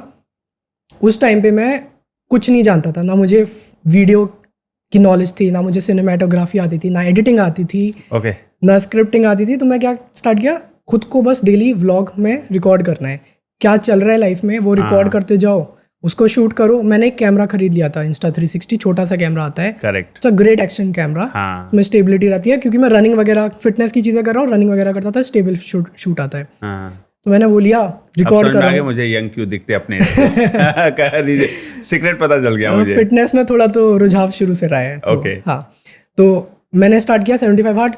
मेरा first half of the day रहता है पूरा कॉर्पोरेट जॉब, सारी चीजें अपनी डिसिप्लिन के साथ करो। सेकेंड हाफ मेरा लाइफ का स्टार्ट होता है क्रिएटिव पार्ट, वो मैंने 75 हार्ड से सीखा। जैसे ही मेरा जॉब से खत्म करके घर आया, मैं तुरंत पानी पिया, एक सैंडविच छोटा सा खाया ताकि एनर्जी आ जाए और निकल गया कैमरा लेके। Very nice. कि भाई अब जाना है, सबसे पहले मेरे को 2 किलोमीटर 3 किलोमीटर रन करना है, उसके बाद जिम जाना है, क्योंकि 2 वर्कआउट रहते हैं 75 हार्ड में, सुबह शाम। मैं सुबह नहीं कर सकता क्योंकि ऑब्वियसली ऑफिस जल्दी गए, तो मैं दोनों शाम को ही करता था, बैक टू बैक। ओके। तो ट्रेडमिल में ना दौड़ के आप रनिंग कर मैं लेते हैं? आउटडोर रनिंग करता हूँ, मुझे वो ज्यादा पसंद रहता है। मैं एक्चुअली, मेरा घर ना फॉर्चुनेटली बॉस्टन की one of the finest place पे है। उधर घर से निकलते ही सामने ओशियन ड्राइव है, आप मुंबई में जैसे समझ लो वैसा टाइप। क्या बात है। और वो जॉगिंग ट्रैक अलग से है? हाँ, फुल जॉगिंग ट्रैक है, वहाँ गाड़ी वाड़ी कुछ नहीं अलाउड है। ओके। तो वो फुल जॉगिंग ट्रैक। दिल्ली में तो पोल्यूशन दिल्ली में आपको वो है, चीज़ें और नहीं मिलेंगी। जॉगिंग तो आप चलो पार्क में जाके कर लो, लेकिन वो भी डॉक्टर बोलते हैं अंदर ही रहो, सही है। करेक्ट। ये एयर प्यूरिफायर करके ट्रेडमिल में ही दौड़ सकते हैं यहाँ पे। ओके। वो चीज़ें आप, हाँ, वो चीज़ें वहाँ मिल जाएंगी, मुंबई साइड मिल जाएगी, कोस्टल एरियाज पे। हाँ। तो वो चीज़ मैं करता था डेली, मुझे मजा आता था, बाहर जाता, रनिंग किया, जिम किया, ये सब खुद को शूट किया। फिर घर आके डेली एडिटिंग किया वो चीज़ का, खुद एक्सप्लोर किया कि भाई कैसे टूल्स को यूज़ करना है। दाविंची रिजॉल्व यूज़ करता हूँ, कैसे उसमें क्या क्या चीज़ें हैं। मतलब मैं एज अ डेटा साइंटिस्ट, मुझे नीड ही नहीं है ये सब की, मैं एक बंदा लगा के भी कर सकता हूँ। बट मैंने कहा माइंडसेट चेंज करना है तो खुद से बेसिक लेवल पे चीज़ें सब आनी चाहिए। कल को मैं एडिटर हायर करूंगा तो मुझे चाहिए कि भाई करेंगे कैसे, जब आपको खुद ही नहीं पता है। हाँ, तो वो एआई जनरलिस्ट जो आपको बताया, टी का ऊपर वाला लेयर, वो हर चीज वहां पे एक्सप्लोर कर ली कि भाई कैमरा यूज करना आ गया, एडिटिंग आ गया, मुझे यूट्यूब पे डालना आ गया, एसईओ थोड़ा बहुत सीख लिया, चीजें कैसे काम करती है। आपके जितना एक्सपर्ट तो नहीं हो सकते, बट बेसिक चीजें सीख ली। हमारा टी का वो नीचे में एसईओ है ना। करेक्ट, ठीक है, करेक्ट। ओके। तो फंडामेंटल वहां सीख लिया, खुद को बिल्ड किया, मेंटली स्ट्रांग हुआ। और यूजुअली लोग 75 हार्ड कंप्लीट नहीं कर पाते, 1% से भी कम रहते हैं। I think I was also one of दोस्त जो नहीं कर पाया। मैं क्लैप करने जा रहा था यार। बट मैं 50 सेकंड, लेकिन फिर भी अपने में पर्सनालिटी में बदलाव तो मिल ही गया 50 दिन में भी। हाफ सेंचुरी कर लिया आपने। 20-25 दिन के बाद ही चेंजेस दिखने लगे थे। फिजिकली स्ट्रांग फील होता था, अच्छा लगता था। मेंटली भी बड़ा मेंटली एजिलिटी फील होता था, रेजिलियंस आ चुका था कि भाई कैसी भी situation I think I can do it. वो सब आ गया। 50th डे पे मेरे को बहुत बेटर लगने लगा था। एंड देन आई डिसाइडेड कि भाई थोड़ा इंस्टाग्राम में आप घुस के देखते हैं, क्योंकि मैं चीज़ें अब यहाँ सीख चुका हूँ। वहाँ पे मैंने एआई टूल्स बहुत एक्सप्लोर किए कि भाई एडिटिंग में डेली रिपीटेडली सेम चीज़ कर रहा हूँ, इसको मैं खुद से कैसे बेटर कर सकता हूँ। ऑटोमेटेड टूल्स यूज़ किए, मैंने अपना शूट का जो भी रिकॉर्डिंग था कैमरे से मूव किया और बस एक बटन दबाया, सब कट हो गए, क्लीन फुटेज आ गया। क्या बात है। फिर उस पर अपनी क्रिएटिविटी लगाओ। बहुत सारी एआई टूल्स एक्सप्लोर किए, वो सब चीज़ें सीखी, साउंड इंजीनियरिंग समझा, वीडियो एडिटिंग की इंजीनियरिंग, कलर ग्रेडिंग, वो सब चीज़ें सीखे। ओके। थोड़ा मजा आया। हाँ, खुद से। YouTube it's like, I think आज के टाइम में आप कुछ भी सीख सकते हो वहाँ से। बिल्कुल। तो वहाँ से यूट्यूब से सीख के मैंने ये पूरी कंपनी खड़ी की है। बस तो उसी कोई प्रोफेशनल कोर्स नहीं, ना एसईओ का, ना डेवलपमेंट, ना कोडिंग, कुछ भी नहीं। आई थिंक जो लोग क्यूरियस रहते हैं ना, वो ज्यादा बेटर सीख जाते हैं रादर देन लोग प्रोफेशनली स्किल सीखने की कोशिश करते हैं उनसे। फिर वो लिमिटेड रहते हैं कि इतना सीखा, इसी को अप्लाई करना है। करेक्ट। हाँ, तो एक आप देख रहे हैं कि क्रिएटर बनने के बाद आपकी पर्सनैलिटी में बहुत बड़ा शिफ्ट हुआ, कॉन्फिडेंस लेवल पे भी, आपके नॉलेज के लेवल पे भी, बहुत सारे टूल्स को सीखना जो कि आपको एज ए डेटा साइंटिस्ट जरूरत भी नहीं थी। करेक्ट। और वो एक कॉन्फिडेंस भी आ गया है कि 10 लोगों के सामने, क्योंकि एक सॉफ्टवेयर इंजीनियर काइंड ऑफ लोगों को बड़ा चुप चुप काम करने की आदत होती है, क्योंकि सेल्स वाले, मार्केटिंग वाले तो खूब बोलते हैं, कम्युनिकेट करते हैं। बहुत कम होता है कि टेक्निकल डिपार्टमेंट वालों को, जब तक आप सीनियर पोजीशन पे नहीं होते जहाँ पे आपको प्रेजेंटेशन देना है, अपने जूनियर्स को ब्रीफ करना है, तब थोड़ा बोलना होता है। तो आप कंटेंट क्रिएटर्स शिप की जर्नी शुरू करने के बाद शायद आपके बोलने में कॉन्फिडेंस भी ज्यादा बढ़ा। आई वुड से it's more than 100% improvement, I would से। क्योंकि ना होता क्या है, आप यूएस में जैसे मैं रह रहा हूँ, वहाँ पे आप यूजुअली ऑफिस टाइम पे ही बातें होती हैं, मीटिंग्स वगैरह में। उसके बाद पर्सनल लाइफ में ज़्यादा लोग नहीं है, कनेक्ट नहीं है, लोग दूर दूर रहते हैं, अपने अपने घर में घुसे रहते हैं, एक दूसरे के पड़ोसी को नहीं जानते कौन है। Correct. तो आपकी बातचीत नहीं हो पाती, आप साइलेंट ज़्यादा रहते हैं। तो मैंने वही टाइम चूज किया जब मैं क्रिएटिवली कैमरे पे बोलूंगा, फोर्स करके अपने आप को बोलूंगा।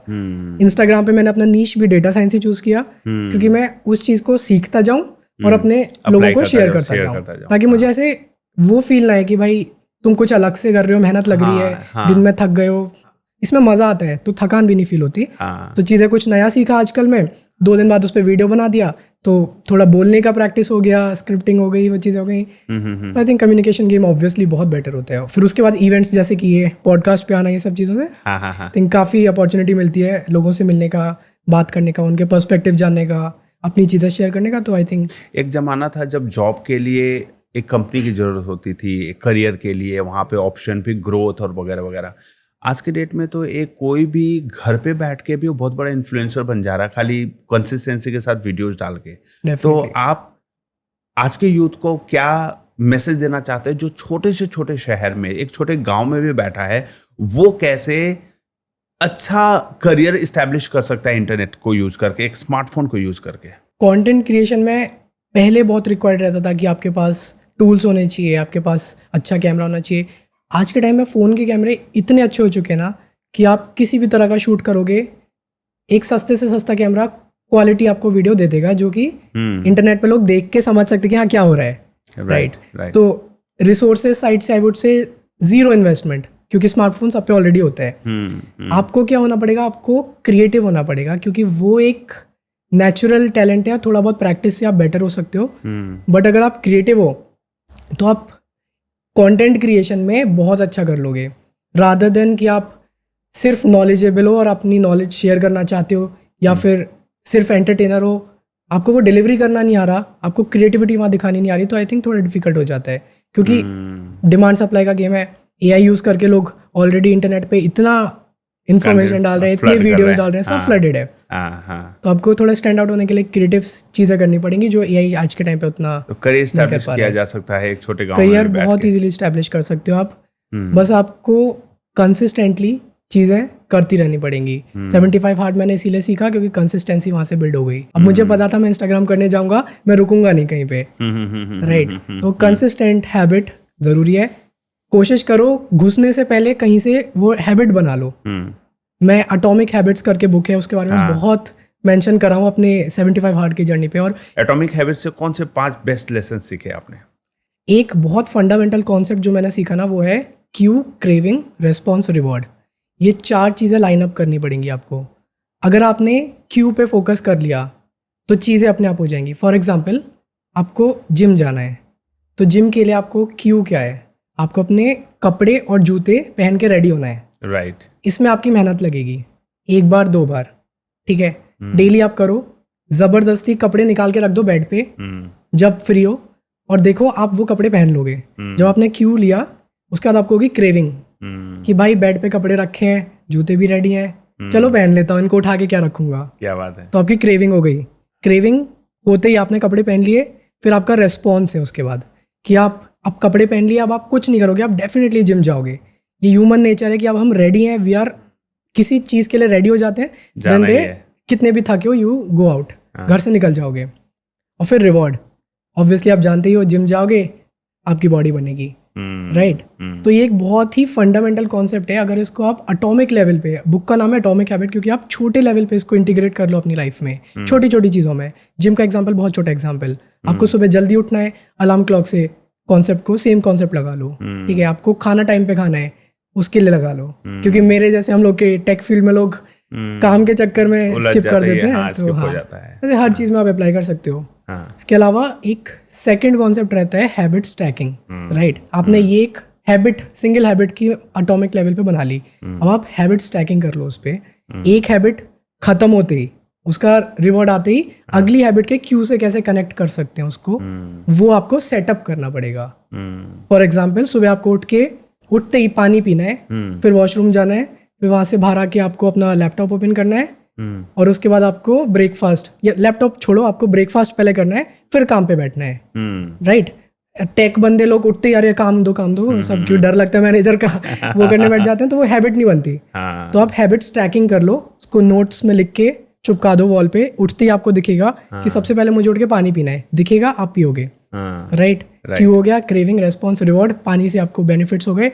फिर आपने उसको कनेक्ट कर दिया कि भाई मुझे सिर्फ बाथरूम में ही जाना है और कुछ नहीं करना, ब्रश करना है सीधे जाके। तो आपने हैबिट को एक के ऊपर एक स्टैक कर दिया, वो एक फनल बन गई। प्लेस से भी कनेक्ट कर दिया, प्लेस से कनेक्ट कर दिया। तो क्या करना है, कब करना है और कहाँ करना है, ये थर्ड कॉन्सेप्ट हो जाता है। इन 3 एलिमेंट्स को यूज करके आप डिफाइन कर सकते हो कुछ भी एक हैबिट बिल्ड कर सकते हैं। यस। तो इस तरह से बहुत कॉन्सेप्ट्स हैं उस बुक में। इस तरह के फंडामेंटल कॉन्सेप्ट आई थिंक सबको यूज़ करने चाहिए। मैंने 75 हार्ड में एक्चुअली इनको बहुत यूज़ किया है, उससे फिर वो कंसिस्टेंट हैबिट बन गई। ये बताइए कि क्या आपको लगता है कि एआई कभी ह्यूमन इंटेलिजेंस को सरपास कर सकता है? ये बहुत ही डीप क्वेश्चन पूछा है आपने, और ये आई थिंक इंडस्ट्री में हर बड़े लेवल के रिसर्चर्स, कंपनी फाउंडर्स इस चीज़ पे बात कर रहे हैं। एआई ना 3 लेवल में इस समय है। एक होता है एएनआई, आर्टिफिशियल नैरो इंटेलिजेंस, एक होता है एजीआई, आर्टिफिशियल जनरल इंटेलिजेंस, और फिर फ्यूचर में जो सुपर रियलिस्टिक चीज़ होती है वो होती है ASI, artificial super intelligence.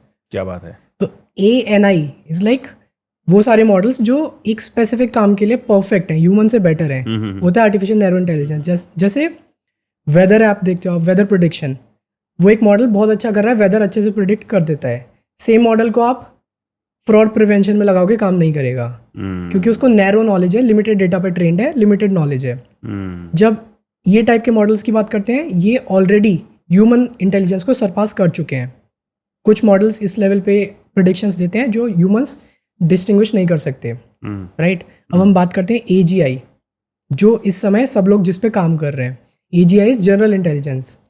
For example chat GPT है, उसको आप जनरली कुछ भी पूछ लो, वो हर चीज़ का आंसर दे देगा। आप पूछ लो वेदर का बता दे, वो वेदर की नॉलेज ढूंढ के एपीआई से फैच करके लाके दे देगा। जी बिल्कुल। आप उससे पूछ लो मेरे लिए आर्टिकल लिख दे, वो कर देगा, स्क्रिप्ट लिख दे, सब चीज़ें कर सकता है, राइट। हेल्थ केयर का आप अपना रिपोर्ट दे दो, बोलो कि भाई मेरे को क्या प्रॉब्लम है, डायग्नोस करके डॉक्टर ने कुछ बताया नहीं, तू बता। मेडिसिन रिकमेंड कर देता है आपके सिम्टम्स के बेसिस पे। अगर आपने फोटो अपलोड कर दी, करेक्ट, कहीं पे कट मार्क है, कहीं पे आई में स्वेलिंग है, वो परफेक्ट मेडिसिन बताता है। केमिस्ट और डॉक्टर भी मैं ट्राई करके देख चुका हूँ, बिना बताए कि मैंने चैट जीपीटी से ऑलरेडी प्रेडिक्ट किया था, दे प्रिस्क्राइब द सेम मेडिसिन। और डिस्क्लेमर भी दे देगा कि आप डॉक्टर के पास जरूर जाओ, और मैं ये बता देता हूँ आपको ऐसे करके। हाँ, मैंने मैच किया, केमिस्ट से पूछा, वही बताया, डॉक्टर के पास गए, सेम मेरे बोलता कहाँ से आपने, किसने बोला था लेने के लिए, डॉक्टर ने बोला, मैं बोला केमिस्ट ने, नहीं बताया चैट जीपीटी। डांटना शुरू करता चैट जीपीटी के वाले डॉक्टर सीख रहा है चैट जीपीटी की नॉलेज से, है ना। Nice. हाँ, तो ये एजीआई की रेस चल रही है इस समय कि किस पॉइंट पे ये मॉडल्स जनरल नॉलेज में ह्यूमन से बेटर हो सकते हैं, राइट। 2023 में आप पूछते उस टाइम पे लोग बोलते कि अरे अभी लंबा टाइम है, 2029-30 के टाइम तक वी विल अचीव। आप आज पूछोगे तो काफ़ी रिसर्चर्स ऑलरेडी बोल रहे हैं कि हम एजीआई अचीव कर चुके हैं। काफ़ी बोल रहे हैं कि 1-2 साल के अंदर, 6 महीने के अंदर इसी को एजीआई मान रहे हैं, जो एआई हम दौर में हैं या यूज कर रहे हैं। करेक्ट, ये उस लेवल पे है कि बहुत ही जल्दी, आइदर अभी कर चुका है या बहुत ही जल्दी human knowledge, intelligence, exams level पे जो होते हैं बेंचमार्क्स, उन पे ह्यूमन से बेटर परफॉर्म करने लग जाएगा। तो ये हो गया एजीआई।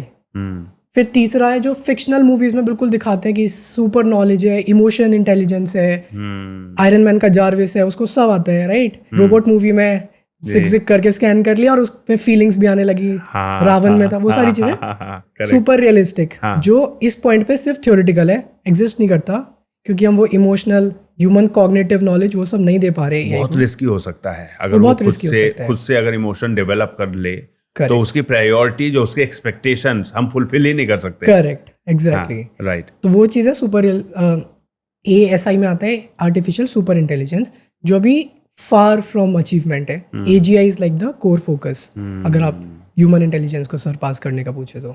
ह्यूमन को मतलब रिप्लेस कर सकता है, फिर अगेन वही वो घूम के वहीं पे वो लूप हो जाएगा, लूप बन जाता है। Yes, definitely.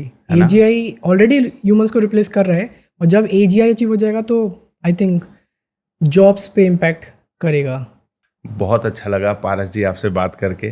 मुझे तो लगता है कि एक पूरे वेब सीरीज बना सकते हैं हम, इतना इंटरेस्टिंग बात चल रहा है। हर टॉपिक पे लंबी बात हो सकती है, लेकिन फिर भी आपने बहुत अच्छा कंट्रीब्यूट किया है, बहुत अच्छे इन्फॉर्मेशन दिए हैं, और आई होप कि इसी प्रकार से आप ग्रो करते रहे लाइफ में, यूएस में भारत का नाम रोशन करते रहें, और जो कंटेंट क्रिएशन जर्नी से आप लोगों को मोटिवेट कर रहे हैं, गाइडेंसेस दे रहे हैं, उससे भी काफ़ी लोगों का भला करते रहे। Thank you sir, I think it's a pleasure कि मैं आपके साथ यहाँ बैठ के आपके चैनल के माध्यम से इतने लोगों तक ये नॉलेज पहुँचा पा रहा हूँ कि किस चीज़ को कैसे कब करना है, और एआई के बारे में कुछ शेयर कर पा रहा हूँ। I think it's a pleasure for me.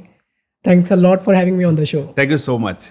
Alright guys, तो ये थे पारस वार्ष्णेय, इनका इंस्टा प्रोफाइल है ब्लर्ड एआई के नाम से, और ये बहुत अच्छी वीडियोस बनाते हैं। आप वहाँ पे भी जाकर इनके ट्रेंडिंग टिप्स और ट्रिक्स ले सकते हैं। डेटा साइंस के ऊपर, एआई के ऊपर, करियर के टिप्स देते हैं। और लेटेस्ट टेक्नोलॉजी कैसे आपके लाइफ को बेटर बनाती है उसके ऊपर टिप्स देते हैं। तो इनको जरूर फॉलो कीजिए। इंस्टाग्राम पे हैंडल है ब्लर्ड AI। तो आज के एपिसोड में हमने क्लियरली बात की कि फ्यूचर क्या है AI को लेकर, यूएस में लाइफ कैसी होती है, अगर कोई करियर बनाना चाहता है यहाँ से इंजीनियरिंग करके, मास्टर्स करना चाहते हैं अगर यूएसए में जाके, तो प्लेसमेंट के क्या ऑप्शंस हैं, अगर जॉब नहीं मिलती है तो क्या सिचुएशन क्रिएट होती है, वहाँ के लाइफस्टाइल में क्या इनकम है, क्या एक्सपेंसेस है, वो सारी चीज़ें हमने डिस्कस किया है। तो आप लोगों को बस इस एपिसोड से एक ही मैसेज देना चाहता हूँ कि जो लेटेस्ट टेक्नोलॉजी है उसको आप अडेप्ट करिए, उसको आप सीखिए, उसके अनुकूल बनिए, ताकि करियर में ये टूल्स जो आ रहे हैं, जैसे मैं पहले भी वीडियोस में कह चुका हूँ कि AI से डरना नहीं है, AI को अपनाना है। स्मार्टफोन आया तो क्या आप स्मार्टफोन से डरे? नहीं डरे ना, आपने अपनाया। इंटरनेट आया तो क्या आप इंटरनेट से डरे? नहीं डरे। कंप्यूटर आया, आपने उसको एक्सेप्ट किया, अपनाया, तो इससे क्या हुआ, आपकी लाइफ बेटर हुई। तो इन सारी टेक्नोलॉजी को अपनाइए और अपने करियर को अगले लेवल पर लेकर जाइए। मैं हूँ राहुल रंजन सिंह और आप देख रहे थे the Rahul Ranjan show. Comment करिए आपको कौन सी बात बहुत अच्छी लगी। अगर कोई भी सुझाव या सजेशन है तो कमेंट सेक्शन में जरूर दीजिए। और उम्मीद करता हूं कि आप इस वीडियो को लाइक करेंगे, शेयर करेंगे अपने दोस्तों और फैमिली मेंबर्स के साथ, और चैनल को सब्सक्राइब जरूर करेंगे, क्योंकि आप जब सब्सक्राइब करते हैं तो हमें वो कॉन्फिडेंस आपके प्यार से मिलता है कि हम अपने स्टूडियो में और अच्छे गेस्ट को ला सकें, अलग अलग सब्जेक्ट मैटर एक्सपर्ट्स को ला सकें और आपके लिए वैल्यूएबल एजुकेशनल कंटेंट लाकर पेश करें अलग अलग इंडस्ट्री के। मैं हूँ राहुल रंजन सिंह और आप देख रहे थे द राहुल रंजन शो। मिलते हैं हमारे अगले एपिसोड में। तब तक keep learning, keep growing, keep shining. जय हिंद, जय भारत।